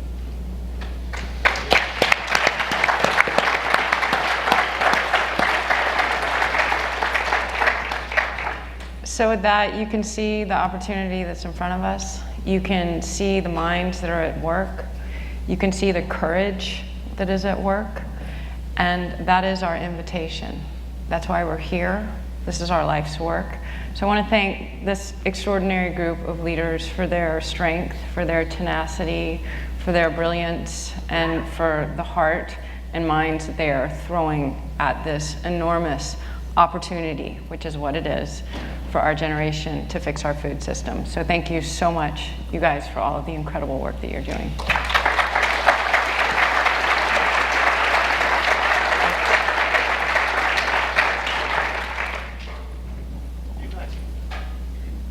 Just sit here. We're done. You don't have to stare at the back of my head. That's awesome, guys.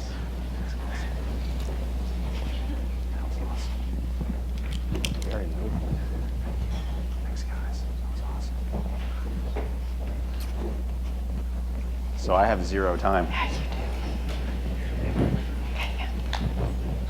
Implicit in a lot of what was just said was the notion of collaboration, and I think the last thought there was probably the most poignant in terms of not polarizing and resisting the urge to do so in pursuit of solutions. What we want to do now is highlight some collaborations in progress. We're going to be doing this throughout the next couple days. These are partnerships that have created impact and showcase innovative ways that people are solving some of the problems that were just highlighted. So they'll be brief, self-guided talks, and I'd like to introduce a group of, I'm going to make sure everybody's in position, because some folks may have. Is Jonathan? Okay, we have everybody, great. Jonathan Wolfson, Executive Chairman and Co-founder of TerraVia, one of the sponsors of the event, is going to come give a brief talk. We just heard from him. See if he has anything left to say. Thank you. Appreciate it. I actually don't have much to say, and But the one thing I think I want to say is, and the panel I was just on was an interesting highlight for it. I mentioned briefly that where I started was ending up in food kind of by mistake. Started with respect to clean energy. And that introduced me to algae, which introduced me to the power of Earth's original food. But one of the things that I experienced in the early, what I'd call it this period, this almost gestational period in clean tech, a decade ago, was a very aggressive I'm right perspective in really siloed camps of people who spent lots of time sniping at each other, when in reality, when you broke it down, there was more in common with respect to what people were trying to accomplish than there were actual points of contention. And I know that there are many people who have spent a lot longer working in food, working in plant-based food, working in healthy eating, working in natural products than I have, although I have spent over a decade, most of my adult life, dedicated to bringing new, better, and more sustainable food ingredients to the world. But right now, notwithstanding the fact that many people have been working in this arena for a very long time, right now is a particular point in time where there is a huge recognition of how challenged our food systems really are. And there are conferences, wonderful conferences. This is one I was really excited to get an opportunity to speak at. But there are more conferences. There's more energy. I live in the Bay Area, and we have a tendency to think that the world is the Bay Area. I lived in New York, and before that, we thought the world was New York. So I understand it's really much broader.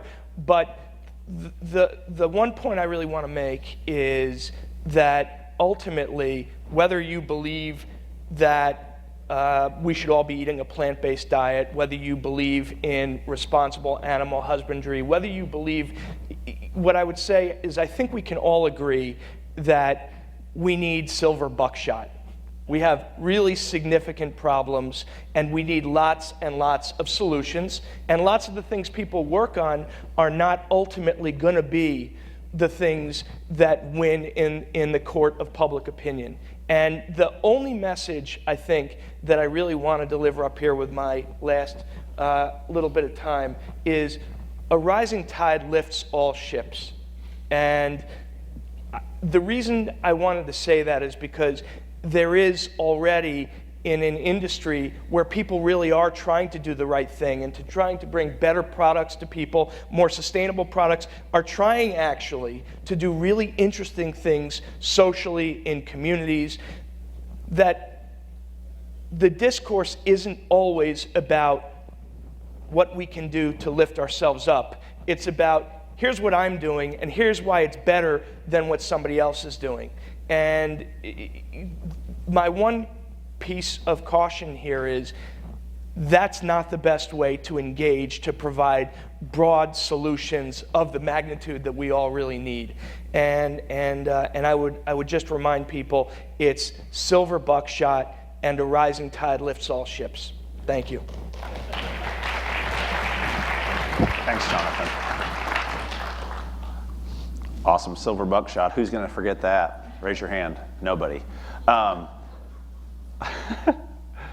we queued up for some more visitors to the collaboration? Yeah, okay, good. We get the thumbs up. Brooke from Navitas, and Lauren, Executive Director of A Growing Culture.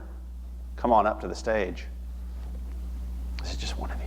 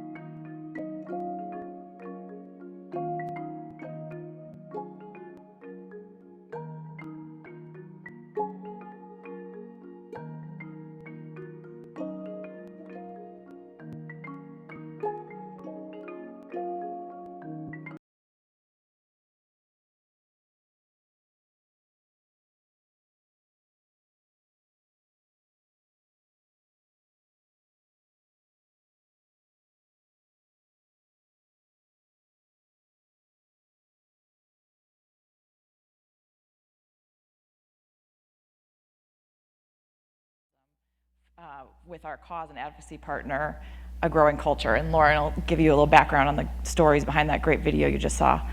Navitas, we provide plant superfoods that come from some of these heritage crops around the world. And we started 13 years ago with our first product, maca powder, which we still sell today. It's grown at about 14,000 feet in the Peruvian Andes Mountains, really harsh conditions. It has only been successfully grown with traditional farming and generations of family farms that are passed down to make this crop really a true superroot. We still sell that product today. As we've grown, those farmers have flourished and grown as well, and still keep those traditional farming methods. Cacao, another great product of ours, is grown in the plains of Peru, but same, these generations of practice of farming methods that go from one family generation down to the next.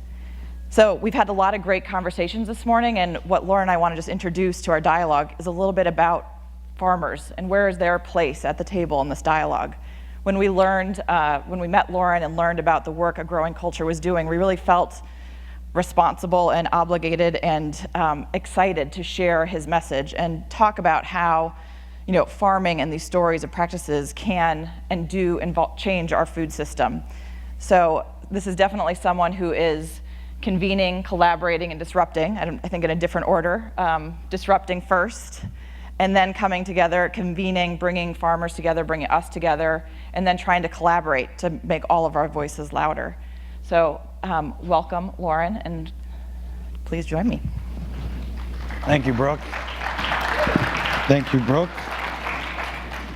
I made some notes in a script, but nobody here today follows any scripts, and I guess that's why we're here.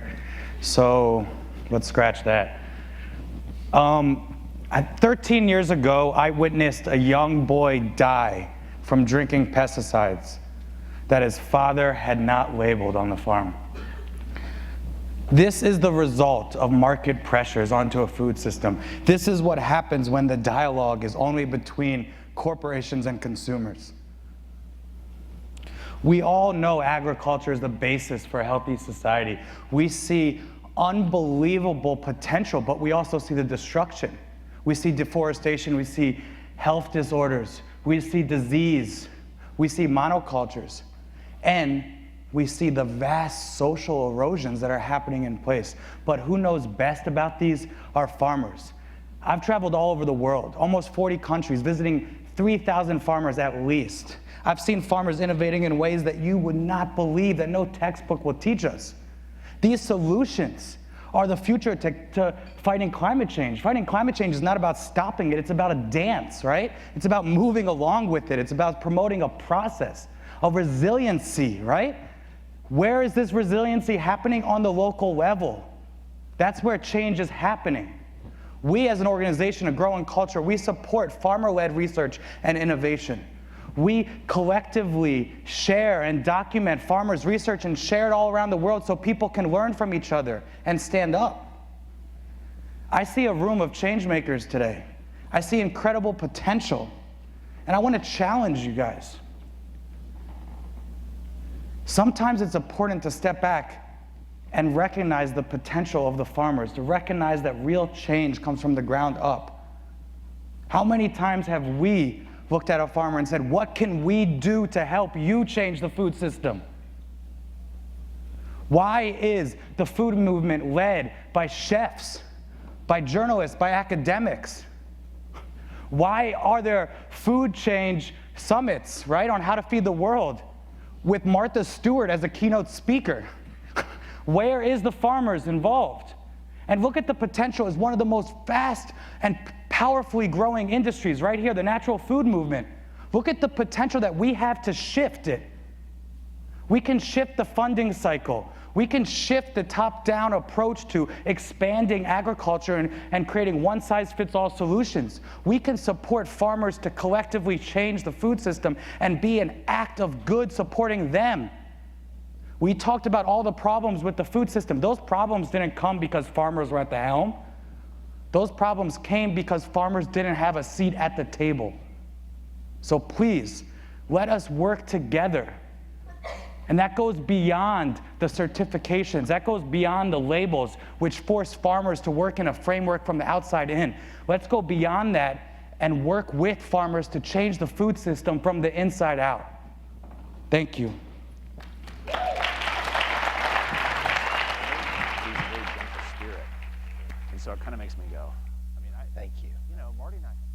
Thank you. Okay. That's been a lot this morning.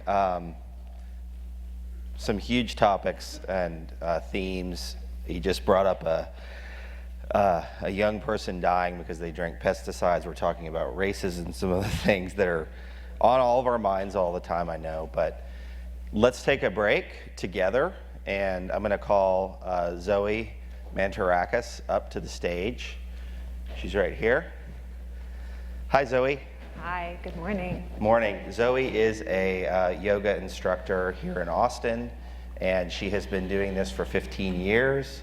She runs a really profound studio here and really embraces and honors ancient culture with her yoga practice, including Sanskrit and other things. So it's an authentic practice, and she's going to take us through some yoga exercises as a group, something you can do in a room like this. Yeah, simple stuff.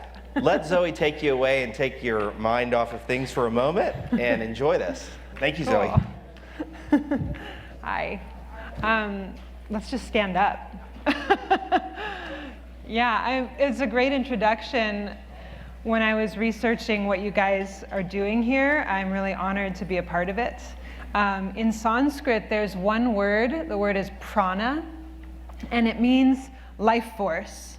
And we can just tap into it right now by the way that we're standing. Flex your feet and broaden them inside your shoes. Lift up your kneecaps and your thigh muscles. Tuck your tailbone down and suck your belly in just a little bit.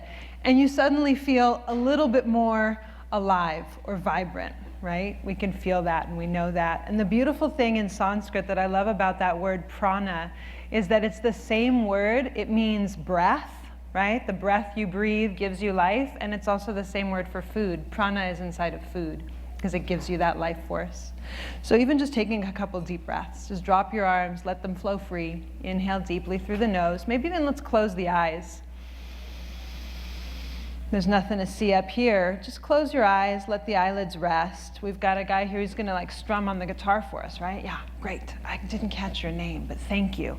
Play some little gentle music and just take a few deep breaths. Inhale, lengthen your spine, lengthen the crown of your head. And what you guys are talking about is such big stuff. And it's so powerful, the revolution right here in this one breath, right? And in your posture. And in the glow that comes behind your eyelids, when you open them now, softly have soft eyes, and we meet each other in this space, that we can collaborate from this place. And when we leave this room, you said preaching to the choir, right? That we can meet people not on the same page, but from this place of life, right? Just reach your hands up to the sky, look up, take a big inhale while you're reaching up, and then make a prayer pose and bring it back to your heart. Just do that a couple of times here. Inhaling as you reach up, if you have room next to your neighbor there, yeah. Look up, lift your face up, and then make a prayer pose. The breathing is the most important part. So inhale and exhale. And then we could just kind of break the cycle a little of sitting. It looks weird, it's a little goofy, but you take a wider stance and you flop your wrists and you just move like kind of a hula hoop. And when you're dealing with real life or real body, a real organic substance, it's not gonna be linear all the time. And so we have to be open to moving and flexing with stuff. And so you can even let your head roll and your shoulders roll. And then your feet roll. And that feels good, right? And we remember that we're alive, we're living, breathing things, right? So let's just take a side stretch, one arm up and over. And the other arm up and over.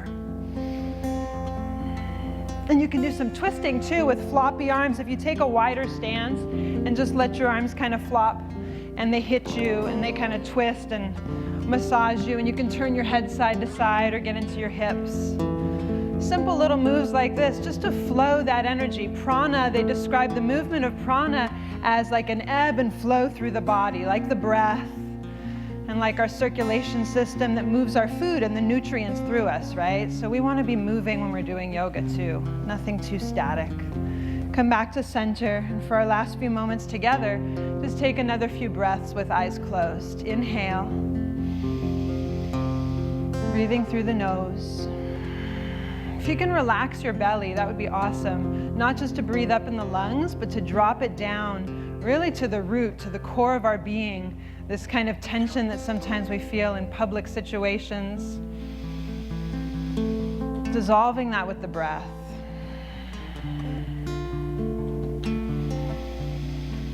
Feeling a sense of your softness, your humanity. And we can meet each other in that soft place of solutions.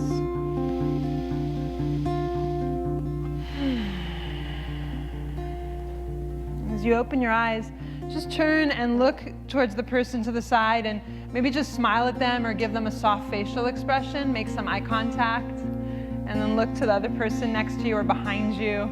Just making soft eye contact. Yeah, it feels good, right? Just to be a human with each other in this soft, wakeful place. And we can put our palms together at the heart and bow our head to our heart and to each other and to our humanity and to prana, this living, breathing life force that moves through everything, all living things, plants, fungus. That guy was great. Namaste. Thank you for including me. I'm going to be back here tomorrow, too. Look forward to seeing you.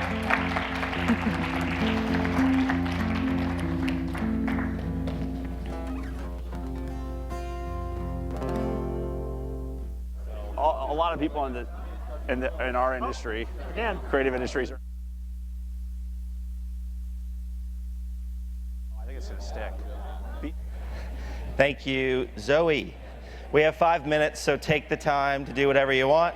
Thank you, Lennings. That was radical collaboration.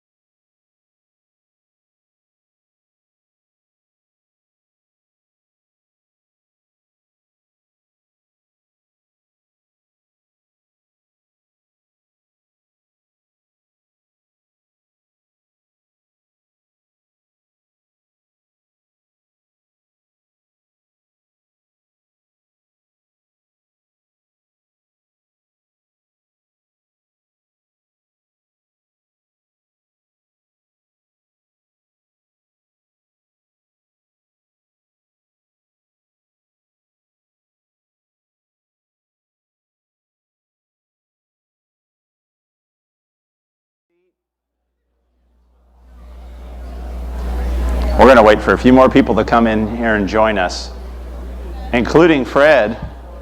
Oh, there's Fred. Fred, why don't you come up here while we're waiting on everybody else, and then I'll introduce you when everybody else gets in here.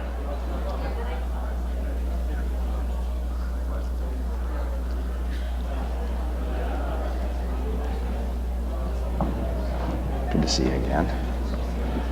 Whew. Come on in, folks.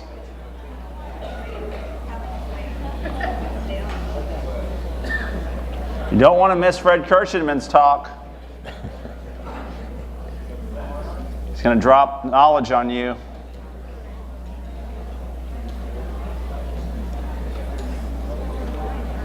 So Fred, while we're joining people, I want you to just briefly tell me, and then I'll introduce you formally, but when we were talking earlier, you made a great comment about Wendell Berry's friends framing. Why don't you just say a little bit about that while people are getting settled? I loved that idea of generational collaboration. Yeah. Well, I came down here from Montana at a place called Mountain Sky, which is a wonderful resort area. And a friend of mine brought together a group of millennials, that age group, who are all doing some creative kinds of things. Lauren was one of them. And then a group of us old friends, old farts like me, to meet with them, to hear their stories and have them hear each other's stories. And then, was there anything we could do in terms of reflection based on our experience that might help them to further enrich what they were doing? And it was a wonderful time. And everybody, all of the old friends, they want to stay in touch now with each other and continue the conversation into the future. So it was great. So he's talking about old friends and new friends. And I think that's pretty apropos here. There's a lot of people here in the industry that have known each other for a long time and that would probably consider themselves old friends, but you're going to make new friends too, and maybe make old friends are old ideas and new friends are new ideas, and maybe those ideas need to make friends too. So it's good. Thank you, Fred. So Fred's going to give a brief talk, and then we're going to have a Q&A with Grayson Gill, rather. He's an artisan baker. And we'll go a little bit more into that, and there's going to be some bread handed around at the time that we have that part of the talk. But for those of you who don't know Fred, he's the president of the board at Stone Barn Center. He's the leader of their Sustainable Ag group. And he's really dedicated his life's work to weaving sustainability and resilience into the conversation around agriculture. And we're going to get to be blessed with his brief remarks today. So thank you, and we'll be back up to talk to you in a minute. All right. Well, my instructions were to share with you what biodynamic agriculture is. I'm also a biodynamic farmer and have a farm up in North Dakota, and why it's important, and what my personal experience was with it. So, and to do that in about 12 or 15 minutes. So. So first of all, to frame the issue of biodynamic agriculture, I think it's important to see it in the context of history. And back in the early 1800s, there was a brilliant scientist in Germany by the name of Justus von Liebig, who came up with the discipline of organic chemistry. And his interest was in trying to find a way to increase productivity of whatever you were doing. It wasn't just about agriculture, increasing productivity of whatever you're doing. And he discovered that that synthetic chemicals inserted into activities could increase the productivity of whatever it is that you were doing. And then in 1840, he applied those insights to agriculture. And he came up with the concept of the law of the minimum. How can we get the maximum output for the minimum amount of input? And as a result of that, he came up with the three big ones: nitrogen, phosphorus, and potash. And if you insert those three synthetics into the soil, then you get this dramatic increase in productivity, and you don't have to worry about the laborious process of restoring the vitality and health of the soil. And of course, as the whole industrial economy was emerging and the kind of pressure that everybody was under, whether you were a farmer or a food processor or manufacturing automobiles, was the maximum efficient production for short-term economic return. And that became the fundamental principle that drove all of our economy, including agriculture. And so the concept of the NPK mentality, as others later called it, became the driving force within agriculture. As farmers had to, the main thing that farmers had to do was to increase yield. And by inserting these NP and K into your soil, you could increase your yields, and that's what most of the farmers did. Well, then some of the farmers in Austria began to realize there was a problem, and they didn't really know what the problem was, that is, what it was related to. But the problem they had was that their seeds was losing its vitality, and so they were losing some of the productivity which they had. And so they knew that Rudolf Steiner, who at that time was a very creative, always has been, but it was a very creative kind of individual, but looking at new ways to think about the economy, new ways to think about education. So the Waldorf schools emerged out of his concepts. And so the farmers came to Rudolf and said, why don't you apply some of your wisdom to agriculture and help us solve our problem so that we can have a vibrant kind of living farm? And at first he wasn't too interested in doing that, but finally was talked into it. And then in 1924, he delivered his agriculture lectures, which became the foundation of biodynamic agriculture. So what was that about?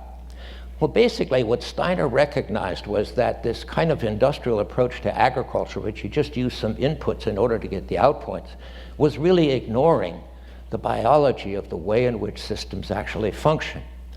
And so he came up with the concept that if you're really going to be effective as a farmer, you have to manage the farm like an organism. In other words, it's the interconnected biology of the farm which really is going to sustain the health of the farm, including the health of your seeds and the health of the whole system.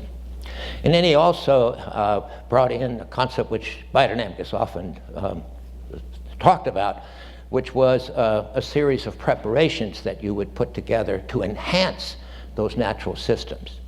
But as he pointed out, if you're not managing the farm as an organism with all of these interconnected vitalities, then the preparations aren't going to do you any good. It will only enhance those natural systems. And so that then became a concept that was adopted by the farmers. And later on, the concept of organic agriculture came from that concept of organisms. The farm is an organism. So organic agriculture actually emerged out of the concept of biodynamic agriculture.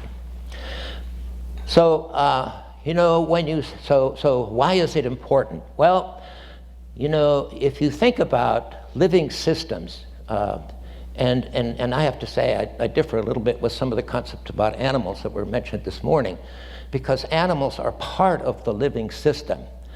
And if the animals are managed the way nature would manage them, they aren't the problem with climate change and other things which are often put forward. It's only a problem when you only look at a small piece of the equation. For example, some of the research was done at grass-fed animals. It takes longer to go from birth to butcher. There's more methane. Therefore, they're a bigger problem with climate change than animals that are in confinement. But what they failed to look at when they made those analyses, they failed to look at the sequestration of carbon with the perennial grasses, which you have to have if you're going to have your animals on, if you're going to have grass-fed animals. So again, we have to look at the interconnection of the whole system, and that's really what biodynamics is about. So why is it important? Well, the reason that's important, and here's where I would call your attention, if you're going to just read one thing, and this isn't about biodynamics, this is about where we are on the planet now. And it's a book by Donald Worster, who is a historian at Kansas State University. And he looks at our whole process of our planet and how we have not only produced our food, but how we have lived on the planet. And he talks about it in terms of the two Earths. that we have always looked at the natural resources around us, which we can use to maximize our economic return. We've always looked at that in terms of all of the resources that are available and how we can use those resources for our own economic benefit. And Adam Smith, of course, contributed to that in terms of the wealth of nations, that if we all individually, no matter who we are, whether we're butchers or bakers or candlestick makers, if we just put all of our energies into maximizing our economic activity, then we can be successful. Well, Rudolf Steiner saw that differently. And he saw that the reason that the farmers were having difficulty with the vitality of their seed is because they weren't looking at the health of the whole system. And that's why they needed to farm as an organism. So what Worcester is pointing out is that we have now been fairly successful with this kind of industrial economy where everything about is unlimited economic growth, and if we all put our energies into this individually, we'll just make out really fine. And what we've been doing is depleting the natural resources of the planet. And we first did that in the Eastern Hemisphere, where the industrial economy emerged primarily in Europe and some of the Asian countries. And then we started to deplete those resources. And then, of course, Columbus discovered the Western Hemisphere, and my God, here we got all these resources again that we can use. And we geared up once again to use the natural resources to achieve the economic benefits that we wanted. And what Worcester points out is that these are the two Earths that we have used to maintain this kind of economy and this way of being in the world and this kind of agriculture now for the last century or so. But we now are reaching the point where we can't do this anymore because we are shrinking the Earth and there isn't a third Earth to go to. So we now have to really fundamentally change the way we live on the planet, the way especially we do agriculture and our food production. And he doesn't mention biodynamic agriculture, but what he does mention is systems that are regenerative, where what we use in the process of using gets renewed, and resilient, so that you have to have more diversity in the system, so that if you have severe weather events, for example, or other kinds of events that can take place, and if your economy is only doing one thing, it's going to be vulnerable. So it's resilient, it's regenerative, it's resilient, and then I would argue that it's ultimately also based on relationships. So in agriculture, this isn't just about farmers, this is about all of us in the food system. So to go then to the third part of what I am to do here, and that is talk about my own experience. So we converted our farm to a biodynamic farm in 1980, and I learned the principles of learning to manage a farm like an organism, and so put the farm together in that. And so it's a very diverse kind of system. We don't just raise a couple of monocultures. We raise several different crops. We also raise alfalfa. We have animals in the system. About 900 acres of our farm is still in native prairie, which has never been disturbed, and that's used for grazing the animals over the summer months. And then the whole system is designed in a way so that everything that we use on the farm is produced on the farm. We have not purchased a single pound of fertilizers or a single pound of herbicides or a single pound of anything else from outside the farm. Everything that we use on the farm comes from the farm. It's in that closed cycle system. And that's essentially what biodynamics is about. But then we also have developed these relationships. Now we have a relationship with a firm that buys all of our grain in bulk, whole, and ships it to a certified biodynamic processor who cleans the grain and bags it or whatever way that customers want it and makes that grain then available to them. And now the relationship is actually even coming back to the farm. And as you will see a little bit later this morning from a baker who is using our grain for his flour, and now a new company, which you've probably all heard of, called Back to the Roots, which is using the flour from our grain for a cereal that the market for which is exploding, which is going to cause a problem for us because we can't produce enough biodynamic whole wheat grain to make all of the flour that everybody needs. So I'm in some had conversations with a farmer up in Montana just this last week who has a little over 3,000 acre farm, been organic since he started farming in 2009, is now considering going biodynamic because, again, he sees the need for this kind of interrelated relationship where it's all about regenerative, resilient, and relationships kind of farming. And so that's the direction I think that we're gonna go in now. And I'm not running you off, Fred.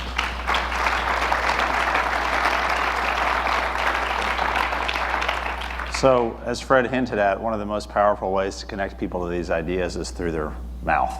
We're getting a lot of stuff put in our ears this morning, and I'd like to invite Grayson Gill up. We've seen some of his quotes, and there he is, but there he really is. He's going to join us up here, and we're gonna kind of unite the farmer and the baker, and I'll be playing the role of the eater, and so will you shortly. But gents, let's take a seat, and we'll talk a little bit about kind of this partnership that you guys have, and I know that Grayson wants to say a little bit about the bread that we're going to be tasting today, and I'd love to have you talk a little bit about your bakery as well, and in particular the way you named it I thought was pretty cool.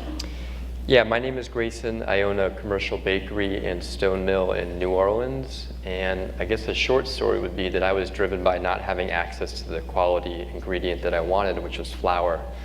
Hopefully many of you know that bread is composed of flour, water, and salt, and having gone to vocational baking school and only having access and being trained on white flour, which is ubiquitous in all of the foods that we eat, which is a commercial commodity product, I was very bored by that. I wanted something deeper, something richer, something more profound to work off of. And I soon found out that there wasn't anybody making that quality flour to my specifications or to my desires. So I kind of became an accidental miller in that sense by buying a 3,000-pound stone mill that was custom built in Vermont, and then reaching out to farmers and visiting farms and essentially finding that there was a gigantic infrastructure absence and gap when it comes to grain that's available not only on the national market for a small miller or a baker like myself, but also on the local market, especially in the part of the country where I live. So when I founded the bakery 4 years ago, we're named after the very first bakery in French Louisiana, which was called Bellegarde Bakery, and it was located in the French Quarter. And the inspiration behind naming the bakery Bellegarde was the belief and the integrity behind our desire to do things as purely as possible when it comes to making fresh whole grain breads, hopefully the same way that they made them about 300 years ago at the original Bellegarde. And of course we have lights, and we have three-phase power, and we have a stone mill, but I think for the most part we still retain the same process and the same respect for ingredients when it comes to ingredients with integrity and following up those ingredients with the process of integrity too. And the good news is we're going to get to taste the bread. Yes, if you guys want to start passing out some bread, we're going to do I get a bit of a Eucharist right now, so I hope everybody's comfortable with taking the host. And the biodynamic wine is under your seat. And this is full of gluten, so anybody with philosophical or biological aspersions towards gluten, you're going to need to refrain, please. But this loaf of bread is our Bellegarde Bakery's country bread, which is a mild sourdough bread. It's leavened completely with natural sourdough from our bakery.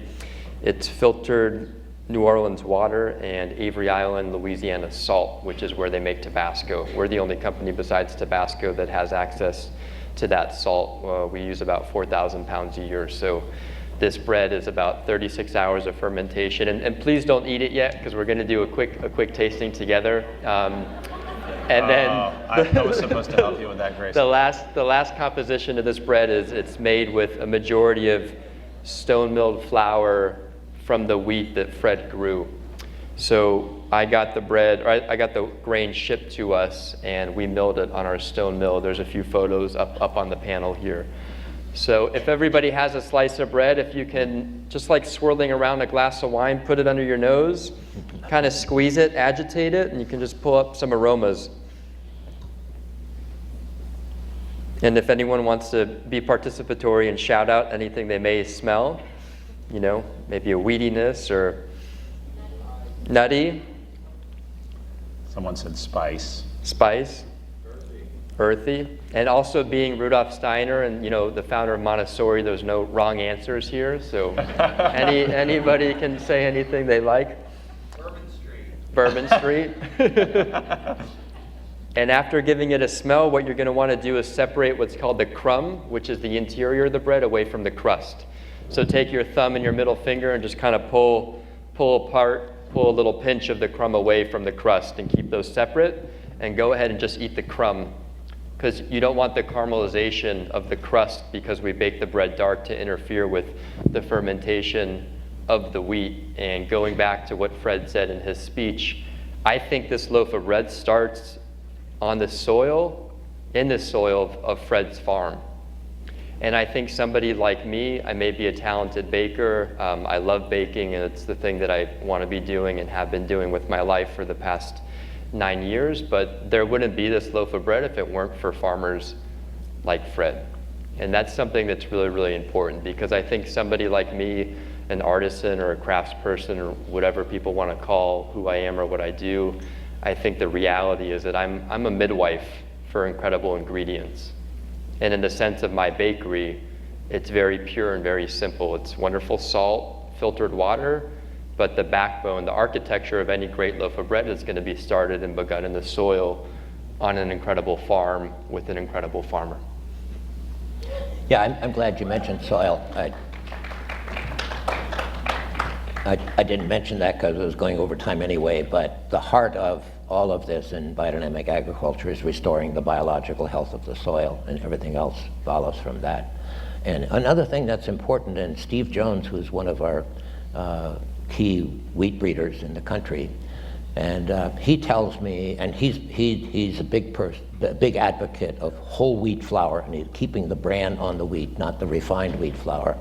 And he tells me that people who are gluten intolerant eats the bread now from the whole wheat flour, and they don't have a problem with it. Right. Now, I'm not suggesting everybody should go do that, but that's been his experience with it. So again, we may be that part of the issue here in terms of our own health, which was mentioned earlier this morning, which I think is critical, because the kind of money that we're spending on healthcare now is just not sustainable into the future.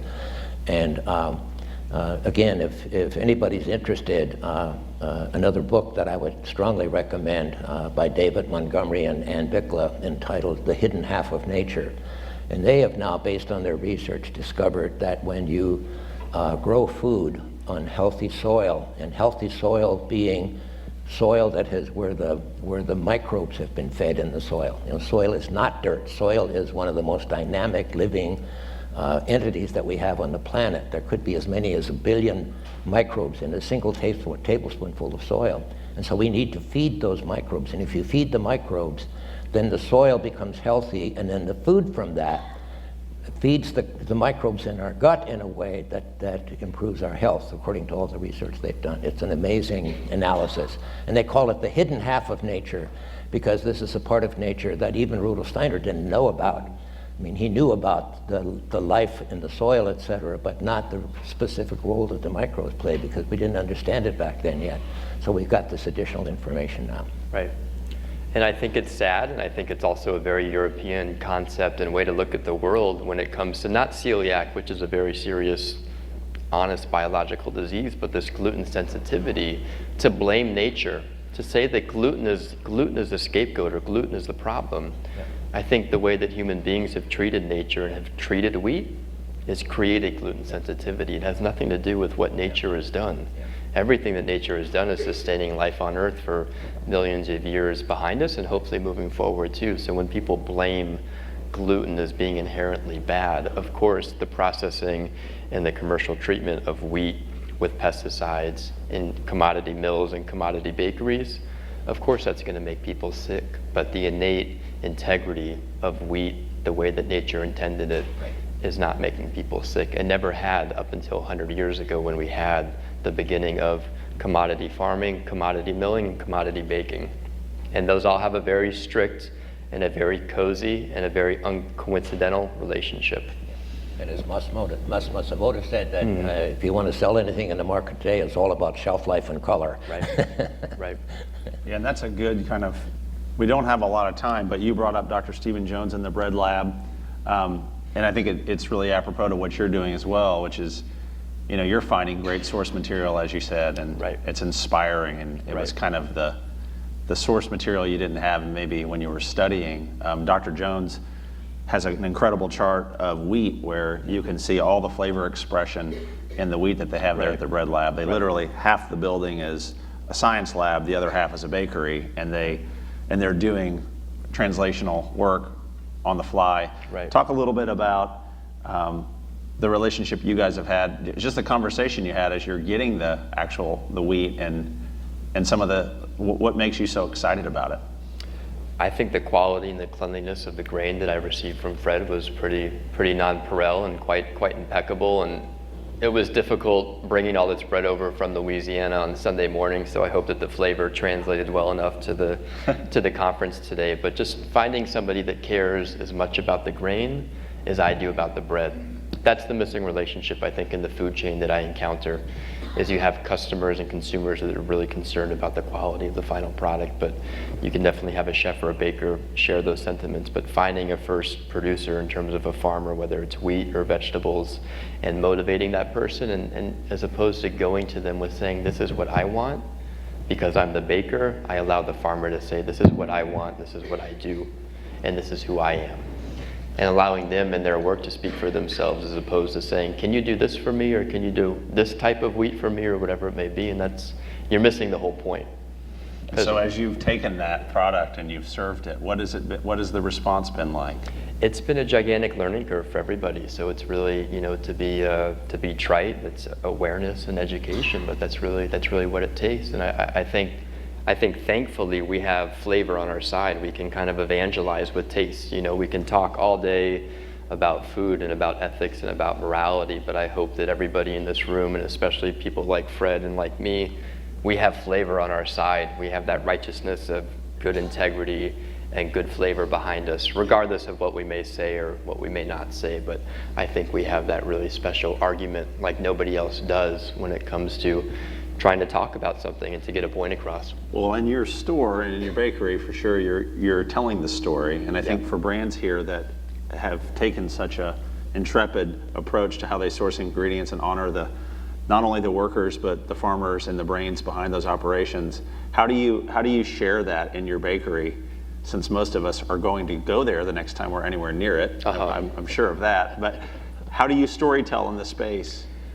A lot of photographs, Instagram, and a lot of blogs, and just also sharing. We put a lot of cards out in terms of we're only a retail bakery, so nobody actually comes to our bakery. We're just a wholesale bakery, so we don't do any retail directly. So we have to. That. Well, we have a very unique dissemination. We have a change.org position going to change that. The dissemination of our message is very unique when it comes to how do we share that, so people rely on our brand or on our bag, and we have an incredible reputation within New Orleans, based nothing upon people interacting with who we are, but with what we do. So it's been pretty unique.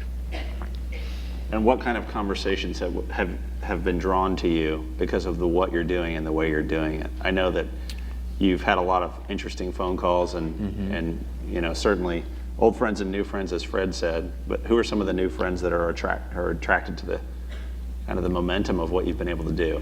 A lot of chefs. I think that the last frontier behind grain and behind fresh flour. I have a little booth next door to you, and I have some commodity white flour, and I also have some fresh whole grain flour that I milled from wheat that Fred grew a few doors down from here. So I encourage everybody to taste that. But the last frontier of this kind of terroir-based food system, this almost luxury food system of like single origin coffee, chocolate, tea, meat, oysters, seafood. We're aware of all of these things and where they come from, and a chef is proud to put on their menu, this is a Sancerre from the 2012 vintage, and this is oysters from this place in Alabama or New York or Louisiana. But the last thing on that menu that anybody cares about are the grains and the flours. And yet in most restaurants and in most cuisines, the most ubiquitous food that we all eat is some sort of a grain, whether it's rice, wheat, corn.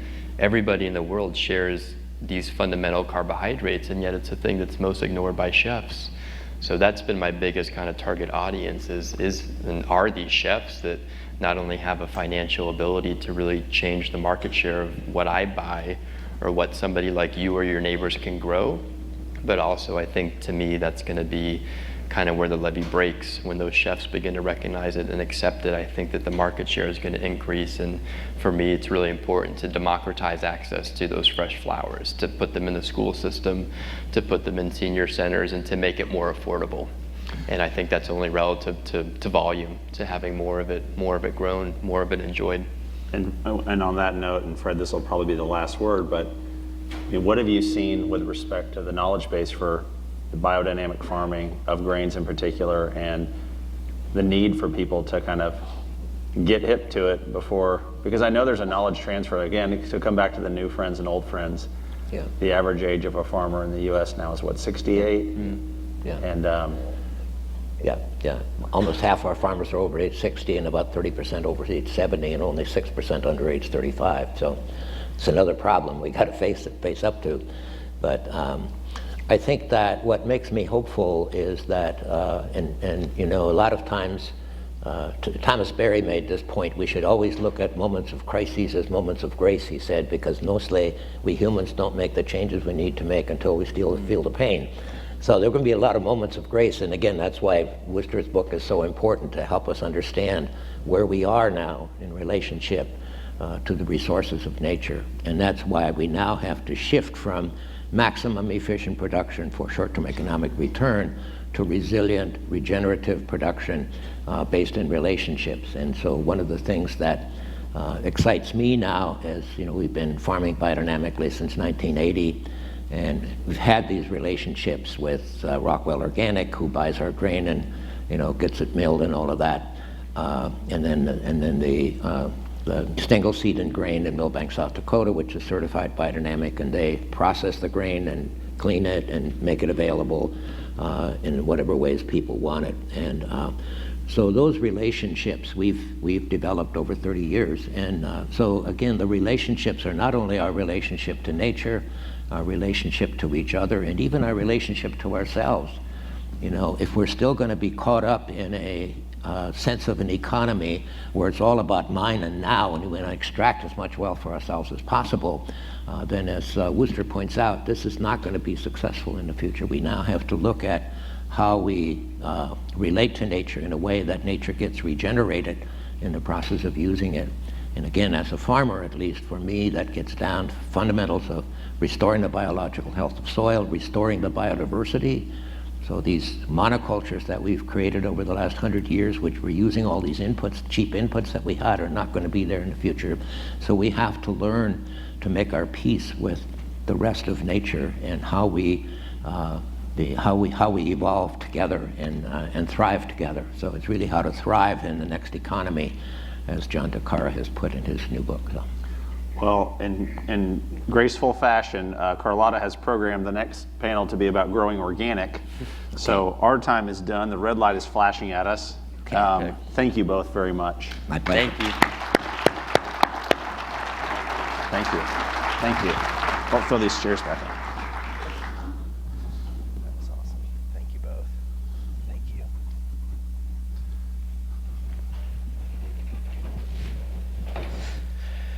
Next up, Steve Young.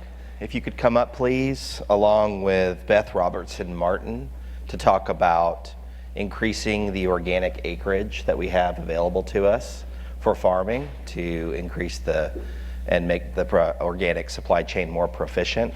Thank you both. Yeah, good to see you. Tell me where you guys are from, or you're our partners and sponsors. So we are from General Mills. You guys are probably like wondering, okay, what the hell is General Mills doing at a place like this? No, we're not. I was thinking this morning, this is a little bit of a dated analogy, but I kind of feel a little bit like Hillary Clinton crashing a Bernie Sanders rally or something like that. But no, honestly, we're here to talk to you a little bit about what we're doing within General Mills to advance organic in our food culture, and frankly talk more broadly about the change that's underway within our company. What did you think of the bread? Really good. It was awesome. Great. Yeah, so I'll leave the Great. stage to those. Yeah, perfect. Okay. All right. Well, hey, thanks for joining us here this morning. I've got a few slides to just take you through kind of what we're doing back in Minneapolis at General Mills, and then Beth's going to talk to you about two specific initiatives that we're really, really proud of. You know, honestly, we're here because at the end of the day, I got a slide that's wrong here. Okay. Anyway, we're here honestly because we think that big can be a force for good. It's really as simple as that. When we start talking about the kind of problems and issues that face our food system and our food culture, we want to be a part of the solution. We're a 150-year-old company, General Mills is, you know, and when you look at the products we've made, I mean, it's amazing the change that, frankly, we have driven at key times during our company's history over time. We used to make toys. Honestly, most people don't know that. And the food products we've made have evolved. And we're at a time right now where it is very clear what the consumer is interested in. You know, they want products that really square up nicely with many of the ones that all the entrepreneurs that are here today are creating. They want products that are simple and more, less processed. And we're very committed to this part of our company. You know, we have a handful of brands: Cascadian Farm, Mere Glen, Food Should Taste Good, Larabar, Annie's, Epic, working with Katie and Taylor. And we're very committed to, frankly, we've been doing this for well over 15, 16 years. And so while there are a lot of players in my space, big companies that are kind of now arriving to the party, so to speak, this has been a part of our company for a long time. And we're really committed to working with these brands and working with these founders to advance their missions and, frankly, do it on a grander scale. And so that's really, at the end of the day, what we're really trying to do, and we're trying to, frankly, be a bit of a lighthouse for change inside our own company. You know, when you start talking about managing our organization and working with players like the ones I just mentioned to go and move their businesses forward and advance their missions, we really believe internally that if we're successful doing that, others are going to follow. Others will want that. When many of you are familiar with our 301 investment arm. I know a few people from that group are here today. You know, that's a totally different way of saying, look, we don't have to compete always. How can we partner to advance things? And so those are the types of things that honestly we're trying, and we're trying to, like I said, be a lighthouse that others will follow, internally and externally. So with that, what I want to do is just turn it over to Beth to take you through a couple of things that we're doing that we really think, if we're successful, can make organic a much kind of grander part of our food culture and let it play on a bigger scale. You know, we think it's things that, frankly, we can partner with all of you to do in ways that no one of us could do on our own. And that's really what it's all about. Thank you. I can't see shit up here, so I like to talk to you, but I can't see you. So, we'll try to do this together. It's a provocative group. I like it.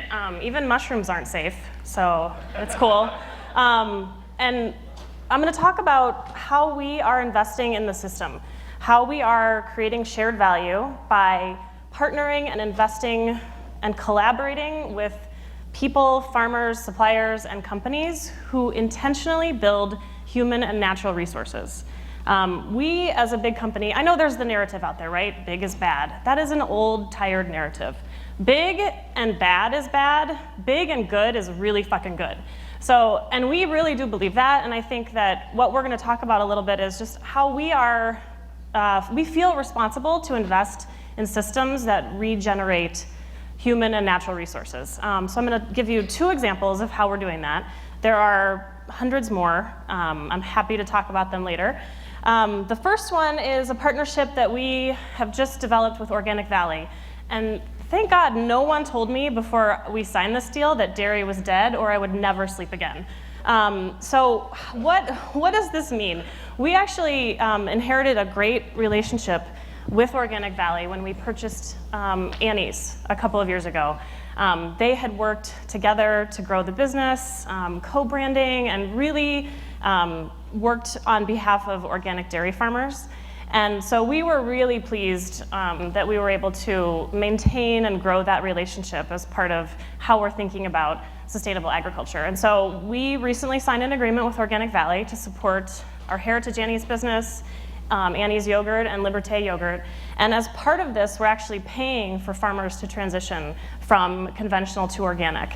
And if you talk to any dairy farmers who are small, mid-size, who have transitioned to organic, they will tell you that that is the only thing that has saved their farm.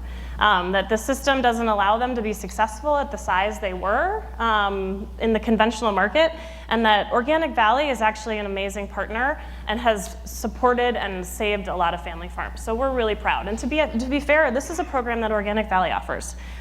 We feel lucky that we're able to participate and show that we're committed to this space. And then the second example is not necessarily about building a specific supply chain to support a growing business, because I don't think it's exclusively about that.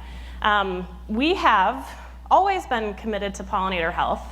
That's not controversial, right? Everybody loves bees. But our journey started in 2011 with a small 3-acre pollinator habitat that we planted at one of our research sites in Le Sueur, Minnesota, in order to help figure out what is happening to honeybee colonies as well as support native pollinator health. We work with the Xerces Society, which, if you guys don't know, is the largest invertebrate NGO around the globe. They're essentially the Audubon Society for bugs. They're a great partner, really committed, really reputable. They focus a lot on research and basically how can we save native pollinators.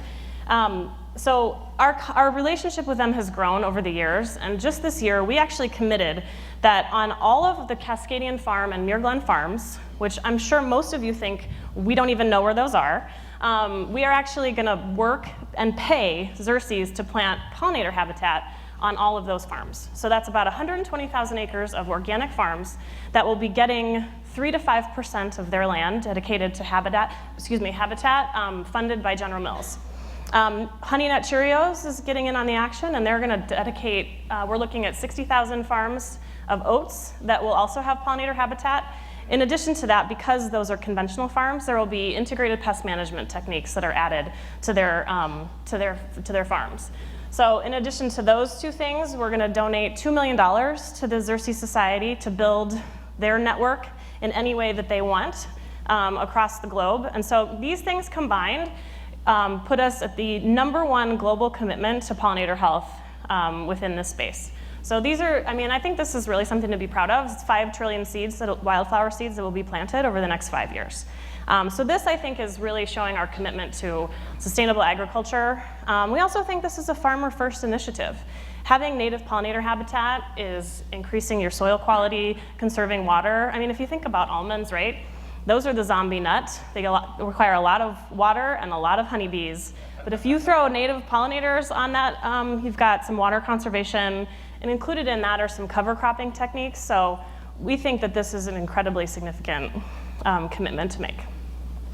Yeah, so a few things just to close that I would say here. The common theme here on everything Beth just talked to you about, we all, whether you're a small company or whether you're a big one like ours, the single biggest issue we all face, is the supply chain that is beneath the products we make needs to advance. It needs to change. And so we ask ourselves a lot, like, what are things that we can do uniquely in this food culture to advance the supply chain? Where can we bring our advantages, our 150-year-old advantages to bear? And it's a big change. And I'm not going to tell you we're perfect. We're not. But it's something that honestly we believe is really at the centerpiece of our company's mission. And it's certainly how we're going to ultimately go and deliver the shareholder return that we're on the hook for. Okay, so we're all in this together, and attacking the supply chain the way Beth just outlined is just one example of how we're going to work together, hopefully, to do it. The final things I'd close with are just, and I learned this, my good friend John Foraker, who is still to this day running Annie's for us. One of the things that I've heard John say, and I'll say it to you, is, hold us accountable. When watch our actions and hold us accountable. I welcome that. That's how we're going to get better. And I can sit and tell you, what we're going to do to move our mission forward and what we're going to do to advance our food culture forward. But at the end of the day, it all comes down to our actions we take. And so when we're good, tell us we're good. You know, when we're not good, that's okay too. We need to hear that. So I think that's how we ultimately can be in this together and move the ball forward. And you know, the final thing I'd say just in closing too is, you know, in environments like this, in forums like this, you know, that we saw it in the panel this morning. You know, there are just different points of view that are around the table, and there are going to be things that we disagree about. But I tell you, you know, there's far more that we can all agree about and agree on. And I just tell you that if we can find those common ground areas and work on those, the truth of the matter, my experience has just been that, like, you know, the things that we disagree about, they don't tend to matter as much. And so that's what I think. You know, honestly, we're here to work, figure out how we can partner with you, how we can attack the big issues that are facing our culture, and all frankly win doing it. So thanks for your time today. Thanks, guys. Good job, thank you. Good job, thank you. Steve could do maybe Tim Kaine for Halloween if he wanted to, if he just amped it up a little bit. We're going to have another group of smart people come sit on the stage and talk to all of us. This is about funding the good food future. So money, and money talks for sure. We just saw really big numbers go up on a screen over there. So this next section is brought to us by our partner, Piper Jaffray. And with that, we're going to introduce Janica Lane to come up, who is a managing partner at Piper Jaffray somewhere. She's maybe coming up now. Right. Here she comes. Hi. Hi. How are you? Nice to meet you. Nice to meet you too. Could you just tell us what you do with your job really quickly? Sure. So I think 90% of you probably already know me, but I'm a managing director at Piper. I work with a lot of better for you food and beverage businesses, helping them to either raise capital or sell their companies. So really bought into the whole good food movement since the very early days. Love to be able to say that I was there when with a lot of these up and coming brands that are really reinventing what good food is. Thank you. Well, Thank you. We will invite some people up on the stage, and I'll help you do that. First is Mylan Roy from Lyra Growth Partners. Lyra Growth Partners. Lyra? Yeah. And I think we want them to sit in order as they're called. Here he comes. Greg Bagney with White Road Investments. Steve Hughes with Sunrise Strategic Partners. Hello. How are you? Hi. Welcome. This is for slides. Gigi Lee Chang with Food Future Company. Chris Kerr with New Crop Capital. Hello. Welcome. Welcome to the stage. Welcome. Thank you. Welcome to the stage. Yeah. Asher Hoschenberg from Circle Up. Last but not least. Thank you. Great, thanks. So I think you guys got a little overview here of what we are going to do. It was said with a little bit of dread that this was the money panel, but we will try to make it fun. So we have a great group of panelists here. We're really excited to talk to you about funding the good food future. And I will kick it off with a couple of thoughts about past, present, future of funding in the category. Let's see.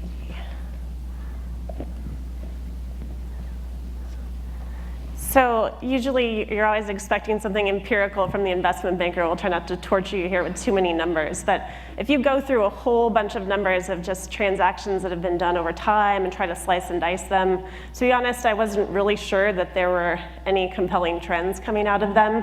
But if you go through hundreds and hundreds and hundreds of transactions over the last 30 or so years in food, there are a couple of interesting things that emerge here. So if you look at the black bars versus the green bars, black being farther back in the past, green being the last 5 or 6 years or so, what you will see is some trends that I think are pretty indicative of what's going on in the category. So just in terms of counts, there have been far fewer frozen food deals, fewer bakery deals, interestingly, although we just had some really interesting panels around bakery and good food in that category.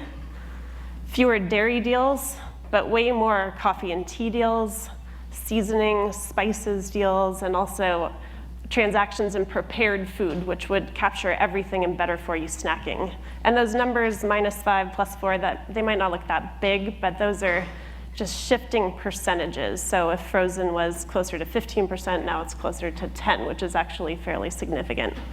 And then what I actually found more interesting is if you go through a lot of the businesses that over these time periods did transact, especially farther in the past, there does seem to be a great divide where up on the top you sort of see conventional food, and down on the bottom a lot of the natural brands at the time, if you go back 10, 20 years, did seem a lot more niche-y, focused in the natural channel, a little bit less mainstream. So that was probably the most interesting finding coming out of all of this in the past.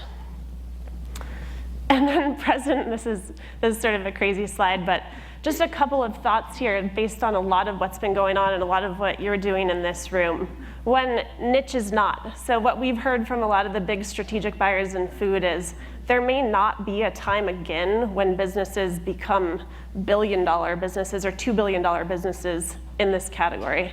And I'm not really sure I believe that, but the whole point was the world has become so much more diverse that what's niche really is not anymore. It can go mainstream, but those brands may only ever be $2, $3, $4, $500 million brands, not $1, $2, $3 billion brands, which is still very significant, but very interesting to think about strategic buyers talking like that. Craft is also cool, and I think that plays into a lot of the thoughts around quality and clean label. Consumer connected is what we hear from all of the investors and buyers that are really interested in a lot of you out there. So how are you connecting directly with the consumer? Is it an e-commerce presence? Is it actually talking to them on social media? And there's just a lot of obsession around this direct dialogue with the consumer that can really inform your product.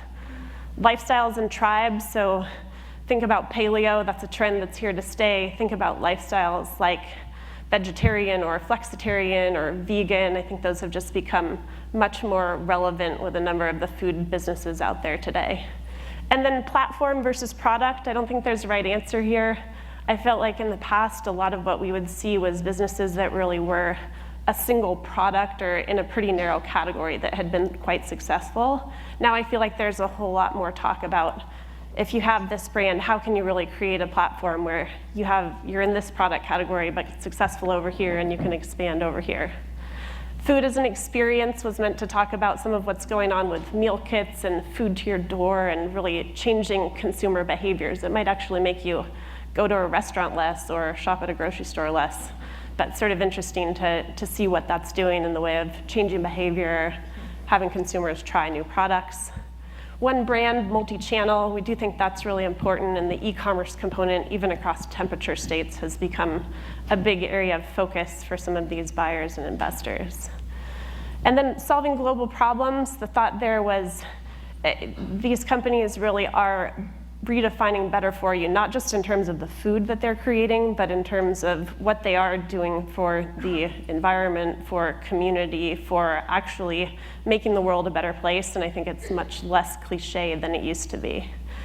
And then clean label plus plus, it almost feels like now organic and fair trade and non-GMO are much more sort of expected. The funny little bugs, that was supposed to be for probiotics and functional foods as well, but it does seem that the consumer is almost expecting that those things exist and maybe something beyond it. And then most interestingly, if you look at some of the businesses that have transacted in this space in the present time, they have blurred the lines. So they're blurring the lines across channels, they're blurring the lines across what's mainstream versus niche. And it does seem that a lot of this good food movement that a lot of us have believed in for a long time has become very mainstream. And then in the future, it's really hard to say. So topics that we hear a lot about, food as medicine, food as fuel, really big ideas about, save the world, save the planet, we can't eat so much animal protein, down to small ideas that are still really important. So back to that idea of niche. Lots of talk around just holistic wellness. So how do you eat to really improve your health? Can you do that at a personalized level? Small farming becomes very important in a lot of these businesses. And again, how do we talk not just about neutrality? So not just carbon neutrality, not just sort of leaving the world the way that we found it, but how do you make it a better place? Seems there's a lot of interest across the value chain, which I think some of the participants here will get into, from farming all the way through to branded products. And this whole idea of bringing the grocery store to your door is definitely disrupting the retail marketplace pretty significantly, from grocery stores to restaurants. Fresh food tech, so all things refrigerated, seem to be getting a lot of attention as well, as do categories like herbs and spices. So you probably haven't heard about a spice like turmeric so much as you have in the last several years. And then sources of capital. The panelists here will get into that in quite a bit of detail, but the number of funding sources in this category has just increased dramatically, and I'd say particularly at the smaller end. So many more funds focused on small but high potential investments in this category, many across the value chain. On the strategic side, we see a lot of boomeranging, where 10 or 20 years ago they bought something, now that's being divested again, and they're very much focused on what good food is today. Family offices, pension funds, and alternative vehicles and international players are also moving into the space pretty significantly. And with that, I will turn it over to our next panelist, Gigi. Right? Are you following me? Okay, sure. I got a little bit confused because I thought we were going to sit in order. Oh, okay. Sorry, I do think No, you're no, next. That's okay. Yeah, that's good.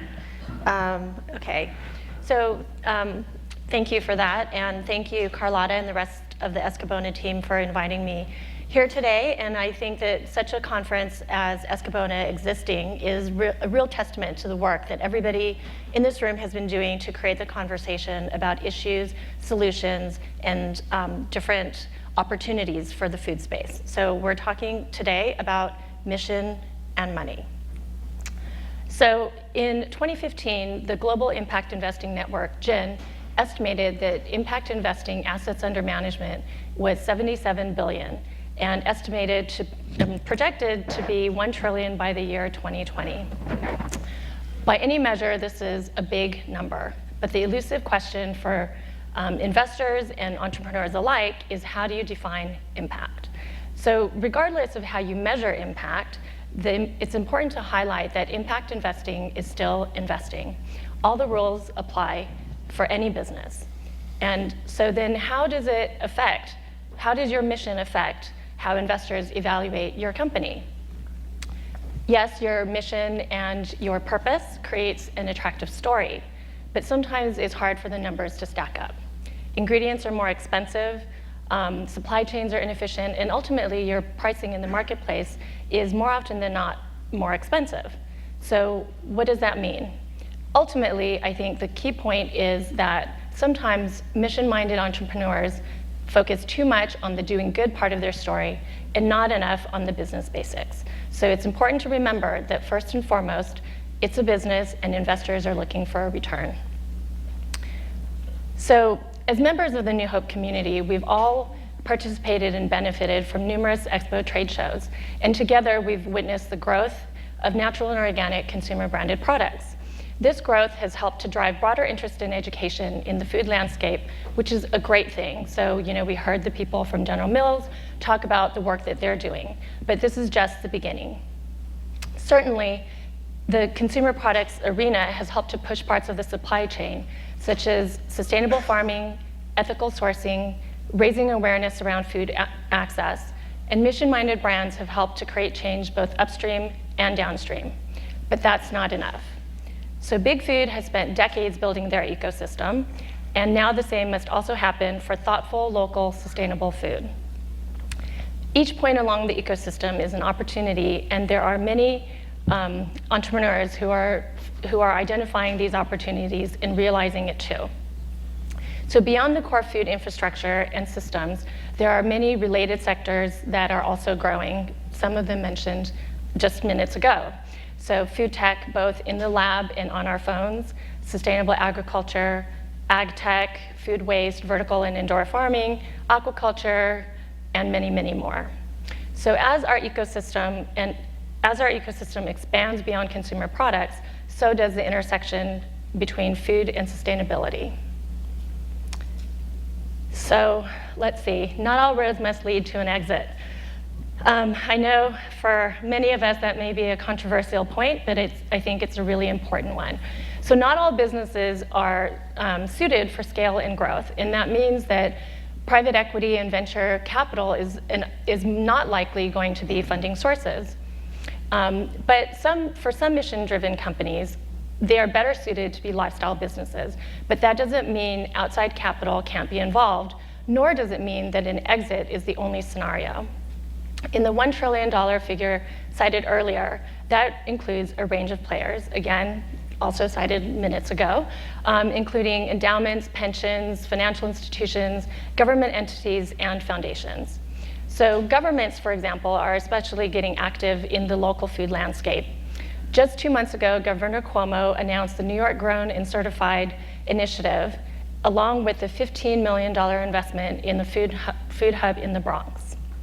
Other examples include Mandela Marketplace in Oakland, Washtenaw Food Hub in Ann Arbor, Michigan, Baltimore Food Hub also just recently announced a $17 million investment earlier this year.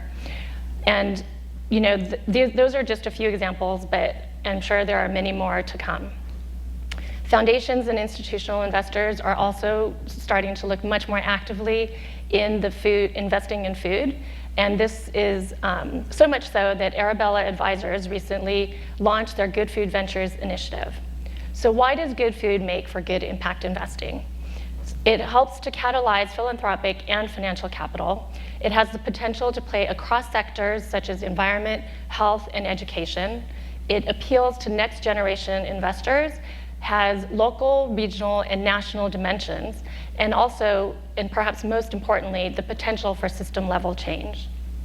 So as we think about expanding our funding sources beyond the traditional capital vehicles, it enables entrepreneurs and companies to work better across the ecosystem to provide solutions for tomorrow's food. And this perhaps is the most exciting part about what mission and money can create. Thank you.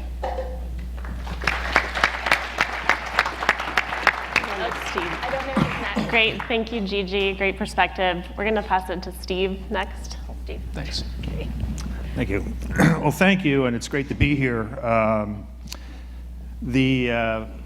I've been in the food industry for almost 40 years. I spent 20 years in large cap with McCormick, Conagra, Tropicana.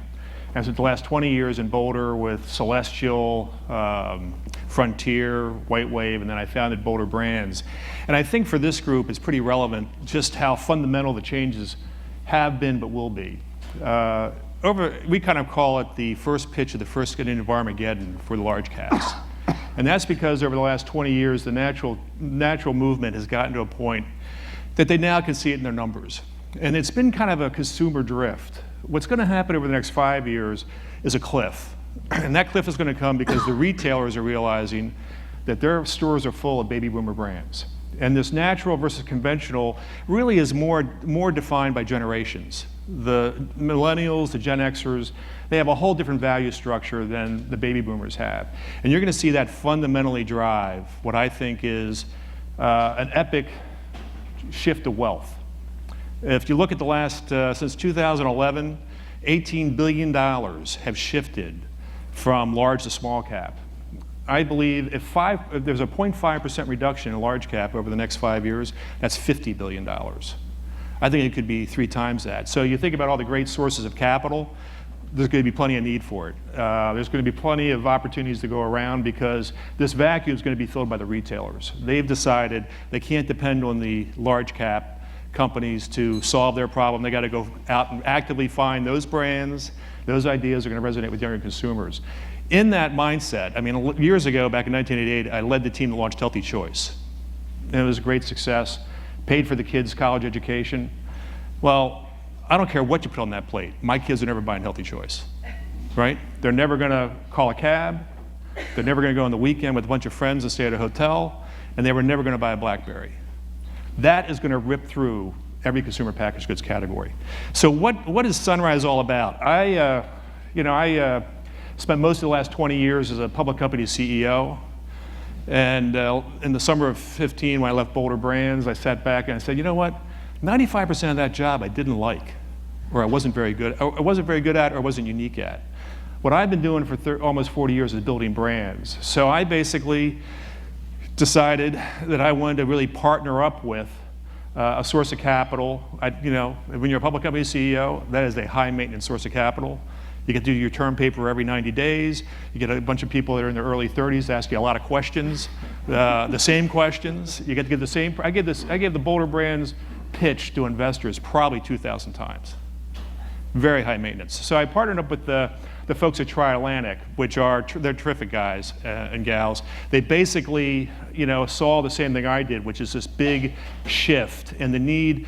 They typically write $100 to $200 million checks. They said, we need to find somebody that's knowledgeable in the space that we can partner up with and commit $150, $200 million to, so they can go make $10 to $25 million investments. So what we're doing is actively looking for the next new thing on top of big categories, and finding a founder who has done a lot right. To get to $10 to $20 million in revenue, you've gotten a lot of it right.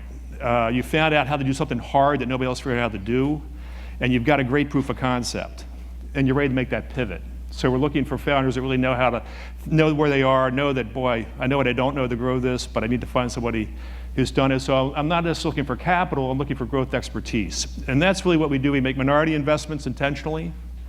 We're looking for businesses that have a lot of white space. To Janica's earlier idea, platforms that have multiple category extensions, and looking for people we really want to work with. We've been fortunate enough since the 1st of March, we've made 4 investments. We're soon to close our 5th investment. I haven't really had to make an outbound phone call, which has been nice. And it's been neat because we're working with some really great people. And really what the founders are looking for are 4 things.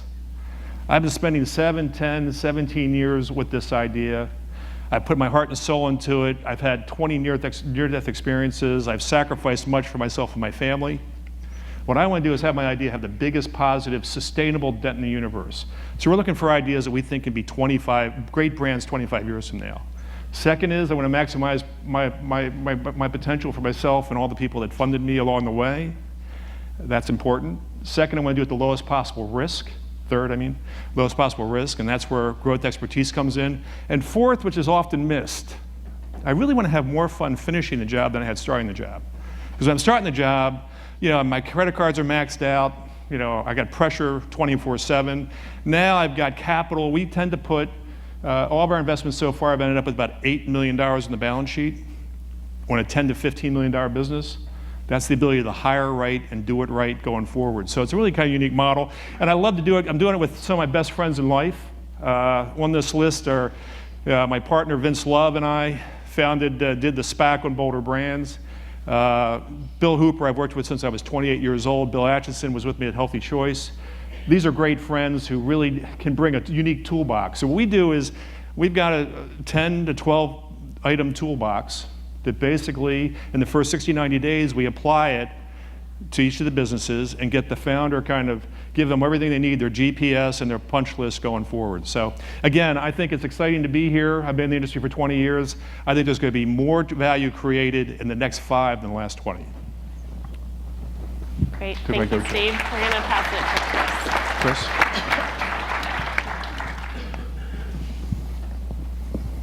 Hello, everyone. So let's see what we got here. So I have 2 jobs. My first job is I manage a pool of capital called New Crop Capital. It's a $25 million investment fund. And we invest in early and seed stage companies that can disrupt basically the animal agricultural sector. The other part of my job is I work for a group called the Good Food Institute, which is a 100% donor-supported group that focuses on transforming our food system away from animal agriculture. And one of the reasons that we feel like we want to focus on this area is because we feel like that decision was kind of fatally flawed to adopt animals as our nutrient source many, many years ago. If you look at the inputs and the outputs around animal agriculture, let's just look at pigs. It's about 35 calories in to get yourself about 1 calorie out. Now, if I came to you with a business plan, I'm an investor, so I came with you with a business plan that said, I got this great machine. I want you to give me 35 gallons of water I'm going to run it through my machine. At the end, I'm going to give you a gallon of iced tea. Would that be something that you would invest in? Probably not. For me, I wouldn't take the second meeting on that one.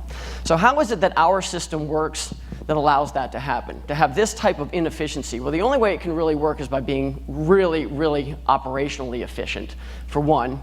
And for two, taking a lot of the operating costs associated with making that type of food and putting it onto other people's balance sheets. And that's what we do in our food system now. Our food system isn't broken, it's just a really crappy system. So we feel it's high time that we started reevaluating that. Now, if my wife came to me and said, Chris, I got one objective. I want you to go out and buy a vehicle to take our kid to school. And I said, great, I only have one outcome I need to look for. I can get any vehicle I want. So I come home with a tank. Now, first of all, you can find any Google image you want. And this took me a little while, but I found it. If my only outcome was I need to get my kid to school, this is a pretty good vehicle to do it, but I'm ignoring all the other collateral damages that come with that. I destroyed the roads, I clogged up traffic, polluted, I ran over my neighbor's bike. All of those things I put onto somebody else, but I got my kid to school. Lucky me. Well, clearly my very first decision was flawed when I decided to buy a tank to take my kid to school.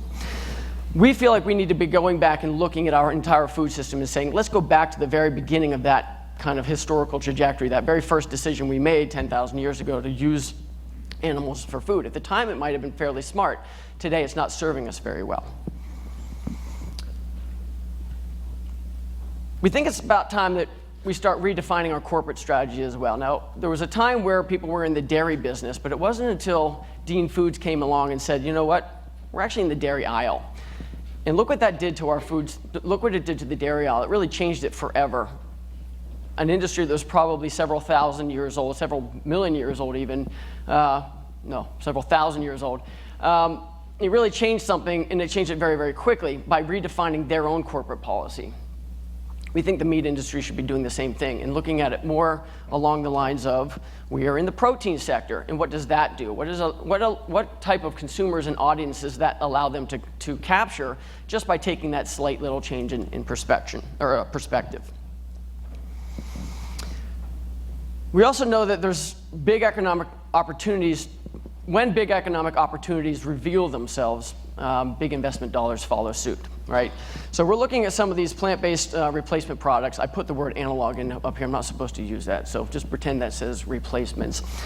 These are companies that are doing very, very well, and they are disrupting the food system as we know it. Silk, that really changed the world for the better for a long time. I'm a vegan. I have been for 14 years. When I became vegan in 2002, Silk was not widely available. Today, it's pretty much everywhere. A lot of these companies are getting better and better in the products that they produce, and they're focusing on three core things: taste, price, and the third one, which is often overlooked, is convenience. In Silk, you could get non-dairy beverages for dozens of years now, but it wasn't until Silk came along and made it widely available that whole market changed. So that convenience is probably one of the most important parts. If it's not there, you're not going to buy it. And we buy our food based on impulse. And so having that price be right, having that taste be darn close to perfect, and having convenience be there is really core to how we want to disrupt this space. And that's why we're investing in all three of those areas. I'd say, you guys probably know these numbers better than I do, but right now, dairy analogs are about 9% of the industry, an industry that, again, thousands of years old, and we've taken over in the last 10 years about 9% of it. That's just a colossal change. Right now, in the plant-based meats, it's about 0.25% of a $700 billion industry. And we're making a big fuss about a $50 billion industry that's the taxi cab industry, and yet we have this thing sitting here that really needs to be looked at from a completely different angle. And that's why we're investing in the various early stages of this. We're also going for what I call the moonshot, which is there's a lot of people who aren't going to be gravitating toward plant-based replacements. And so for those who aren't willing to make that shift, we are going to meet you where you are. And we are going to produce meat that comes from cells and bring that to the market. And there's a couple ways of doing that. One is through the meat side of it, but the other is through functional foods such as gelatins, eggs, and products that are used specifically to make food functional. I think that's it. Okay, thanks. Great. I'm gonna come right along here.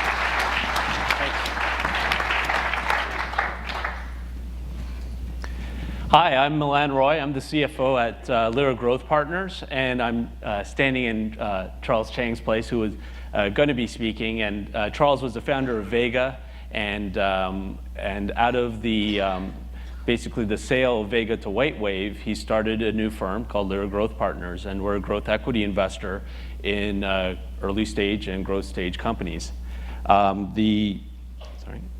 So the story I want to, I guess, tell you about as founders and entrepreneurs, you know that it's a very up and down game. Any company, any startup is going through a lot of these sort of challenges where you have a lot of ups and downs. So this is from Paul Graham from Y Combinator, who drew this up or diagrammed this up, which was sort of the process of growing your business. And you've got this sort of initiation where you get a lot of great early feedback, maybe new product development, and it's really exciting. That's actually a great time to raise capital because there's a lot of excitement. But then, inevitably, there's always going to be a challenging time where you're going to face some challenges, and that's what's often called the trough of sorrow, and there's different terms for it. But effectively, that's the challenge of just reality coming to grips with expectations. And so, as a founder and entrepreneur, knowing that you're going to go through these ups and downs, when you're thinking of an investor partner, you want to ensure that they've got your back as you think through that and help you get to the promised land through the trough of sorrow. So the way we look at it is, number one, you've got to find that right fit. And so to do that, either have a really good relationship with your investor prior to investing. Understand what is it going to be like when you actually work with them post-investment. What is the strategy? We spend quite a bit of time getting to know our investee companies. A couple of them are in the room. And also understanding how are we going to react to each other when times inevitably get tough. And the key thing here is around getting together and understanding that strategy going forward. We spent a day with a company before we had completed the diligence to just really map out that strategy and understand what we're going to do post-investment. Number two is, in your board meetings, as you're working together with your investees, with your investor, is to really understand, what we try to do is help them narrow their focus. And what do I mean by that? There's so many good opportunities for companies that are mission-based, entrepreneurs that are on track to doing great things. There's so many good opportunities that are coming forward to you. So the question is, how do you say no to some good opportunities so that you can focus on your great ones? And that's what we call sort of avoiding that shiny object syndrome. An example could be something from the sense of, hey, if you could grow your business quickly, should I take on more and more channel volume versus really diving deeper in velocity? One exercise we gave a company that we're working with was, imagine you could only sell your product in one community, in one market. How would you change how you'd go after that market? How would you change your marketing? How would you change your approach to that market?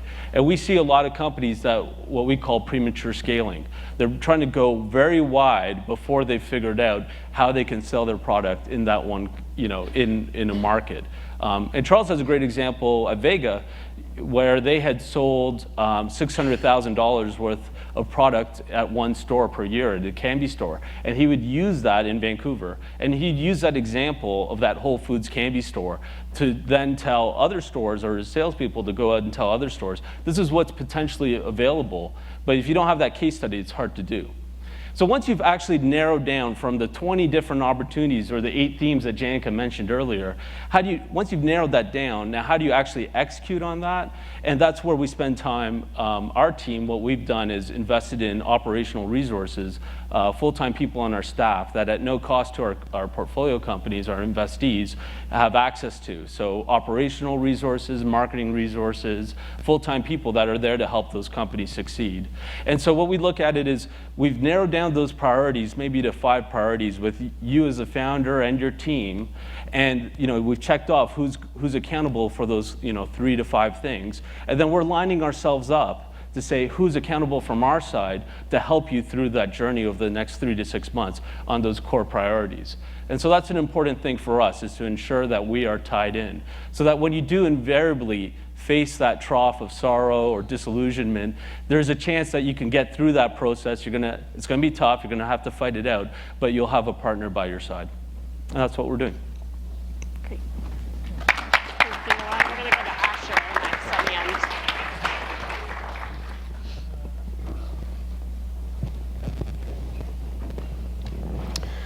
Great.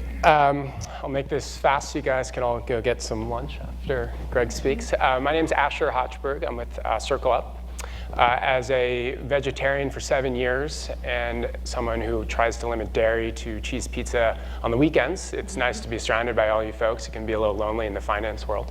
Where are we going here? Yep. One word we think a lot about at Circle Up is inefficiency. As anyone who's had to raise capital knows, it's an incredibly painful experience, particularly in your first capital raise. And even when everyone comes together in the offline world at Expo West or Fancy Food, it's still an incredibly inefficient process, particularly because there are so many companies out there and they're spread across the entire country. What happens is there's a lot of blue shirts running around trying to find interesting companies. Companies don't know how to find them, and it creates a system where large pools of capital, particularly consumer private equity firms, typically just wait. They wait until your company hits about $10 million in revenue.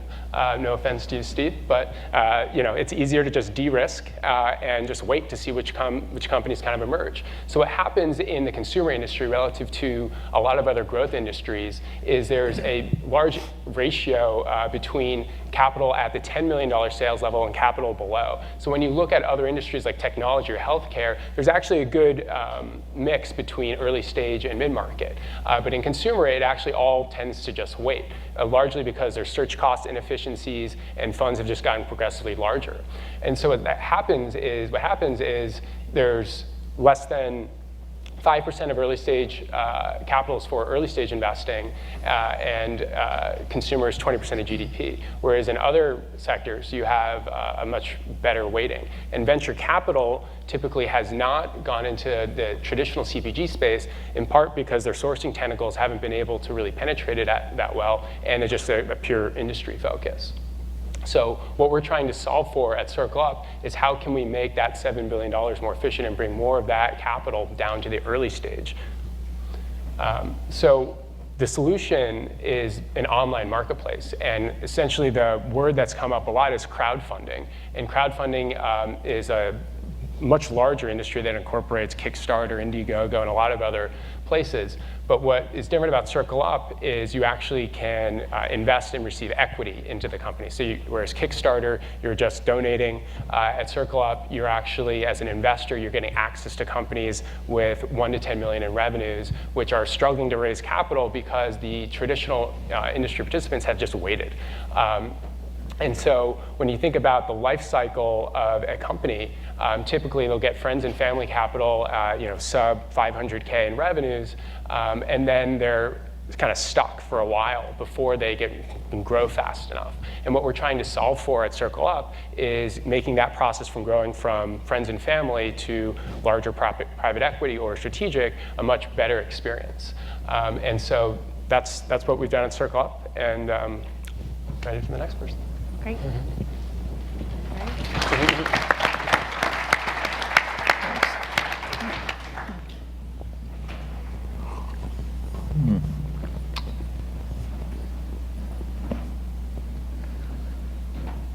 Hi. Let's see if we can get this to work. Am I hitting the right button? Hold on, there we go. In the spirit of 7 speakers in a row, they asked if I could do this in 1 to 2 slides. I got some special dispensation to use more than 1 to 2, but it got me thinking, what if I took this 5 minutes of time and distilled it down to 1 slide? Summarize the skill sets, the attitudes, behaviors investors are looking for. Boom, here it is. If entrepreneurs could do what you say you're going to do, the world could be a better place. Thank you so much for having me today. I'm out. But for fun, let's keep going for another 4 minutes or so. Hold on. Cliff Bar is White Road Investments' mothership. We love their 5 aspirations. It's what we're looking for in small companies and entrepreneurs. It helps us consider decisions from multiple perspectives that we value, and we choose the word aspiration because we know we can always do more to get better in the area. It's really about shared values and character. When you get past the strategic plans and the sales forecasts and the margins, et cetera, it's what we want to do with the companies that we work with. So, just for kicks, I did a very unscientific poll with my colleagues, Devin Clemens, our managing director, and John Anthony, our natural foods sales and distribution guru. Some of you in the audience may know him. They had a long list. I pulled 6 key points out from their deep experience. Here we go. Number 1, we're looking for people that are intensely passionate about their product. For me, yes on the passion, and it's even more about the intensity of complete attention. I'll say that one more time. The intensity of complete attention. That's AKA monomaniacs. It's great if you can over-communicate and share your vision with everyone, actually, including your investors. And this is all about being, and it comes from right here, being bright and open. Number 3, it's okay to let other people help you, including when it's time for a CEO, and we could talk for hours about that one. And you know what? You should surround yourself with people smarter than you. I bet most entrepreneurs are what we call chargers, but when you do this, then you become a supercharger. And it's always nice to think 10 steps down the road. Kind of scary, can you predict the future? And don't surprise your investors. Good, bad, or ugly, keep them in the loop. Take the attitude that if you're up front with them, they become your allies. If you wait too late to share, then they become your judges. And quite frankly, nobody likes being a judge. And finally, it's always nice to find what we call a high IQ, EQ, and VQ leader. This is somebody that can rally others to their cause, the team, investors, trade, consumers. You know, just breaking it down real quick, IQ is you paying attention on the logical side, the plan, the numbers, etc. The EQ part is the emotional, the paying attention on the emotional side of the business. And by the way, there's some ego peril here, as your own feelings may become a lot less important than those of yours, employees, investors, vendors, stakeholders, etc. And then there's VQ, that's the virtue quotient, it's doing the right thing. I think that's why we're probably all here today. Can you feel the love? So, I'm going to close with 3 ideas that are a little, actually I should back up and say, I shouldn't have showed you that yet, it's all right. I'm going to give you these 3 slides I just showed. There's a lot to talk about what I just showed, the 6. I got 3 more that are top of mind with me. They're kind of out there. This is a chaotic planet, and business is trouble. It's not easy. Hence, there's a shit sandwich on your desk every day. And by the way, when that shit sandwich stops being delivered, that means you're going to go out of business. And that's the way business works, especially for entrepreneurs. The good news is the more you pay attention to yourself and your business, the more power you have to change that size of your daily full of shit sandwich. It turns from a Whopper into a small little slider-sized nugget. And sometimes you'll figuratively douse it with ketchup or mustard or cricket flour, to tame that poo taste. So it depends on the same things that we mentioned previously, including your smarts, your strategy, getting shit done, boom, and making your numbers. Number 2, it's easy to get your stuff on the shelf. It's not so easy to sell it through. It's all about execution front to back. Be obsessed with this. When you show a product to a buyer, be ready to ship it in and sell it through. And last, it's okay to spend a limited time in front of the ass-kicking machine. Business isn't easy, as I stated. You're going to make mistakes. I have a ass-kicking machine in the corner of my office. There's a roll of quarters right next to it. It runs on quarters. I stand in front of it when I screw up, when I make a mistake. It hurts, it's memorable. Then I walk away and I go back to work. At that point, I stop beating myself up and making myself miserable with this sort of self-assault and battery. Did you know that humanoids are the only creatures on Earth who can make themselves miserable with too much thinking? Fact, when you beat yourself up a little less you can look at life more squarely in the eye and see it for how wonderful life really is and how wonderful this planet is. So work hard and work smart and be kind and gentle to yourselves. And thanks so much for having me today. This is the real The End. Thanks. Great, thank you, Greg. We're going to do a little Q&A, and I'm on the left side mix, and I am going to throw this, so because it's called a catch box, and you get to throw the microphone. Does anyone want to ask this panel a question? Are you ready? Okay. Good catch. Hey everyone, thanks. My name is... You speak into the box. Oh. It's literally a microphone. It's not just a metaphor. Hello, can you hear me? It's technical. Thanks. This event has been really awesome. We're Naughty Noah's, Jimmy, founder, doing Vietnamese noodles, and we're a startup. Like literally 3 weeks, we just got our packaging done. So how can startups like us with zero revenue, we have a business plan, how can we approach investors like you to take a look and consider us, with that? Throw me that thing. Anyone? Don't everybody talk at once now. Yeah. Come on, Greg. Asher, you want to start off? Yeah, I'll take that one. So what's really important, as you stated, is a business plan. One thing at Circle Up we look for in companies that have no revenue is a history of ability to execute in a particular sector. Hopefully the sector that you're in. If not, that's okay. But just showing more of the team is really important, because if you have no revenues and no sell-through yet, it's very hard to really judge that. So it's really a bet on your team. And so I would make sure that when you meet with investors, you talk about prior experiences where you've been successful, where you've launched a product, et cetera, and then really get to work in terms of building the product. For pre-revenue companies, Kickstarter can be sometimes very helpful. Depends on your product. We found a lot of great companies after they've had a Kickstarter campaign and then have developed sell-through, and then we can look at the data and then launch them. I would have a more basic question. It'd be around what are you doing to bootstrap, and just, that very, very early equity is so dilutive. I'd rather see you bootstrap and see what you can do and hustle. If you believe in it, if they're the best Vietnamese noodles, then, show that. And that's what I'd probably focus on. Number 2 would be friends and family, because any outside investor is going to be like, how come you can't get a couple of friends to invest with you? You're not showing that. So I think that's going to be where, I wouldn't spend my time talking to investors at that stage. I'd be spending more time on the product, ensuring it's actually meeting consumers' needs, talking to people, and iterating on the product.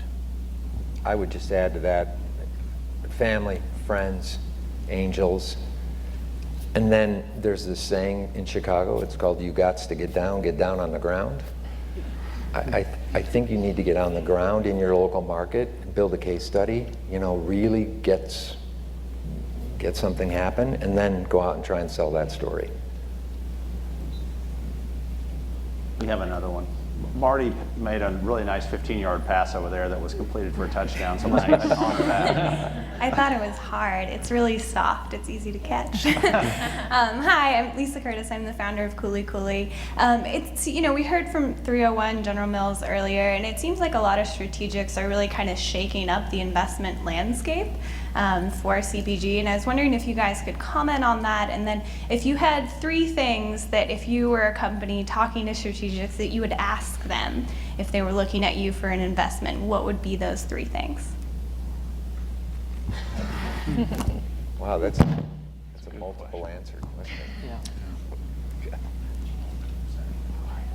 Yeah. Is the question, what would a company be saying to a strategic? Yeah, I would focus on 3 main areas. One is your distribution. What does your sell-through look like? The second would be team. What have you kind of accomplished in the past? And the third would be brand and the genuine identity for it and how transparent it is. I think part of the challenge there are a lot of sources of capital out there. So when you pick a strategic, you need to be pretty comfortable they can do something for you that other sources of capital can't do. Because down the road, they become the obvious exit partner, if that's the plan. But if they don't become the obvious exit partner, it kind of might dilute. If they were that involved with the business and they decide not to acquire it down the road, what do other strategics think? So I think I think there's some great examples where it's really worked well. Where there's been great production synergies, distribution synergies. But I think you need to be really exacting about what they're going to do for you that other sources of capital can't. Yeah, I would add that picking your partners wisely, you want to spend a lot of time on that. I tell everyone I advise, I do a lot of mentoring, and I tell everyone it is literally easier to get a divorce from your spouse than to get rid of a partner. Some of these relationships can last for 20 years. And knowing who you're getting into bed with and why and what they can bring to the table, I think is really important. The other is a lot of companies don't necessarily should be even looking for institutional capital. So really think about what it is you want your company to be and why you're doing it. Because growth in winning over the world isn't always the best thing, and making sure that you're aligned with people who are on that journey with you. So be thoughtful about it. We have another question over here. Hi, I'm Martha Pinkoffs. I'm founder of Hot Dang and president of Hat Creek Provisions. So we've got a technical question. There is going narrow and deep in a market and being really successful and proving it out that way, and then just kind of blitzing everywhere, which feels a little bit less disciplined and there's less control. What, as investors, are you looking at when you're looking at these little companies? Are you wanting to see the success narrow and deep and rooted, or is it just a top line number that grabs your attention? Yeah, I think sorry. No, go ahead. I think the thing we look for is spontaneous combustion on the smallest footprint possible. I see too often founders who have great ideas, who figure out how to really kind of be successful at Whole Foods, but don't have a clue how to get really meaningfully outside of Whole Foods. But it's working in Whole Foods. But they tend to broaden out their product line as opposed to taking that core idea that's working. So figuring out why it works, what levers you have to pull, make sure you do that. There's some really good examples of companies that had a great idea but went before its time to Akron, Ohio, and end up not being successful. And I think somebody said earlier, it's a lot easier to get distribution than it is to get spontaneous combustion. So really being confident you know why it's working where it is, so that when you take it someplace else, you can legitimately project that it's going to work. Yeah, I'd add to that. I agree. I think it's there's the sell-in versus sell-through, right? And we heard a couple of comments. I think you were talking about sell-through, and I think that's it's not just the type of revenue; it's the quality of revenue. So you can have a lot of revenue growth, but if the quality is weak, there's no foundation there. It doesn't interest us. It might interest some people who are. I call revenue basically a vanity metric, because it's a broad number. It's easy to capture, but once you go a layer or 2 layers deeper, if there isn't that foundation. So as you're at the early stage, if you were a tech company, they would say, spend time with those customers, do a lot of customer development, and do a lot of product market fit. I think there's similar lessons that can be applied, as you said, going deeper, understanding what are the common levers that are leading to success in those markets from store A to store B. Right? Understanding those common levers, and then going back to, then you can go to the investor community and say, we took the common levers that worked at store A or at this community, and we've now applied it to a second community, and it's working. Now that excites a lot of people on this panel, I would argue. Yeah. I think one thing too that, you're betting your personal money, your time, friends' money, family's money. The first thing we look at is, okay, what account have you been in for multiple years? And we look at the dollar sales per point distribution change year on year.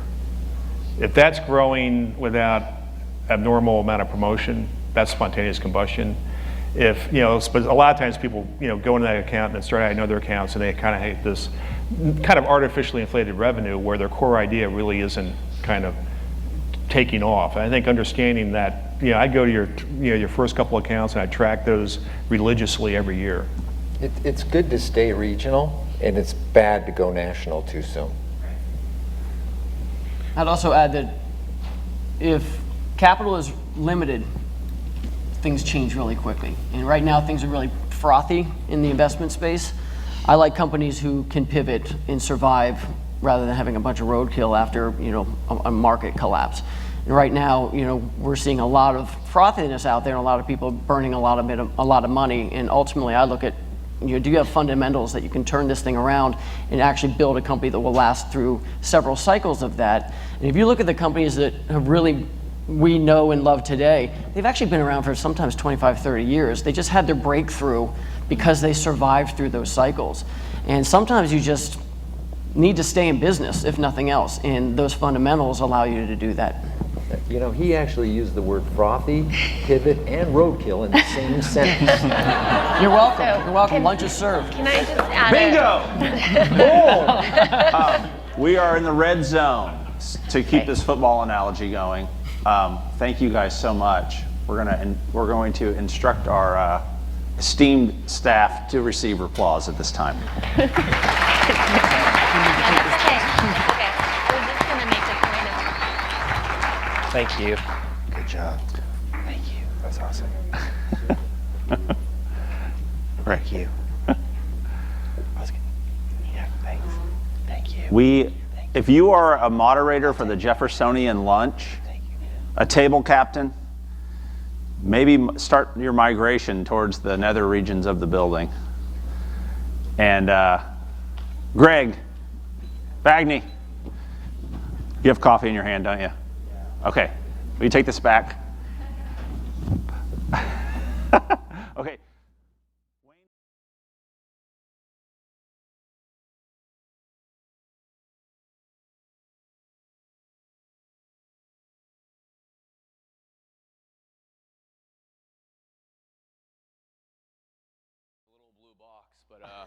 We're happy to be here. So I guess to use your sports analogy, I'm supposed to pound it in the end zone? Yes, exactly. Okay.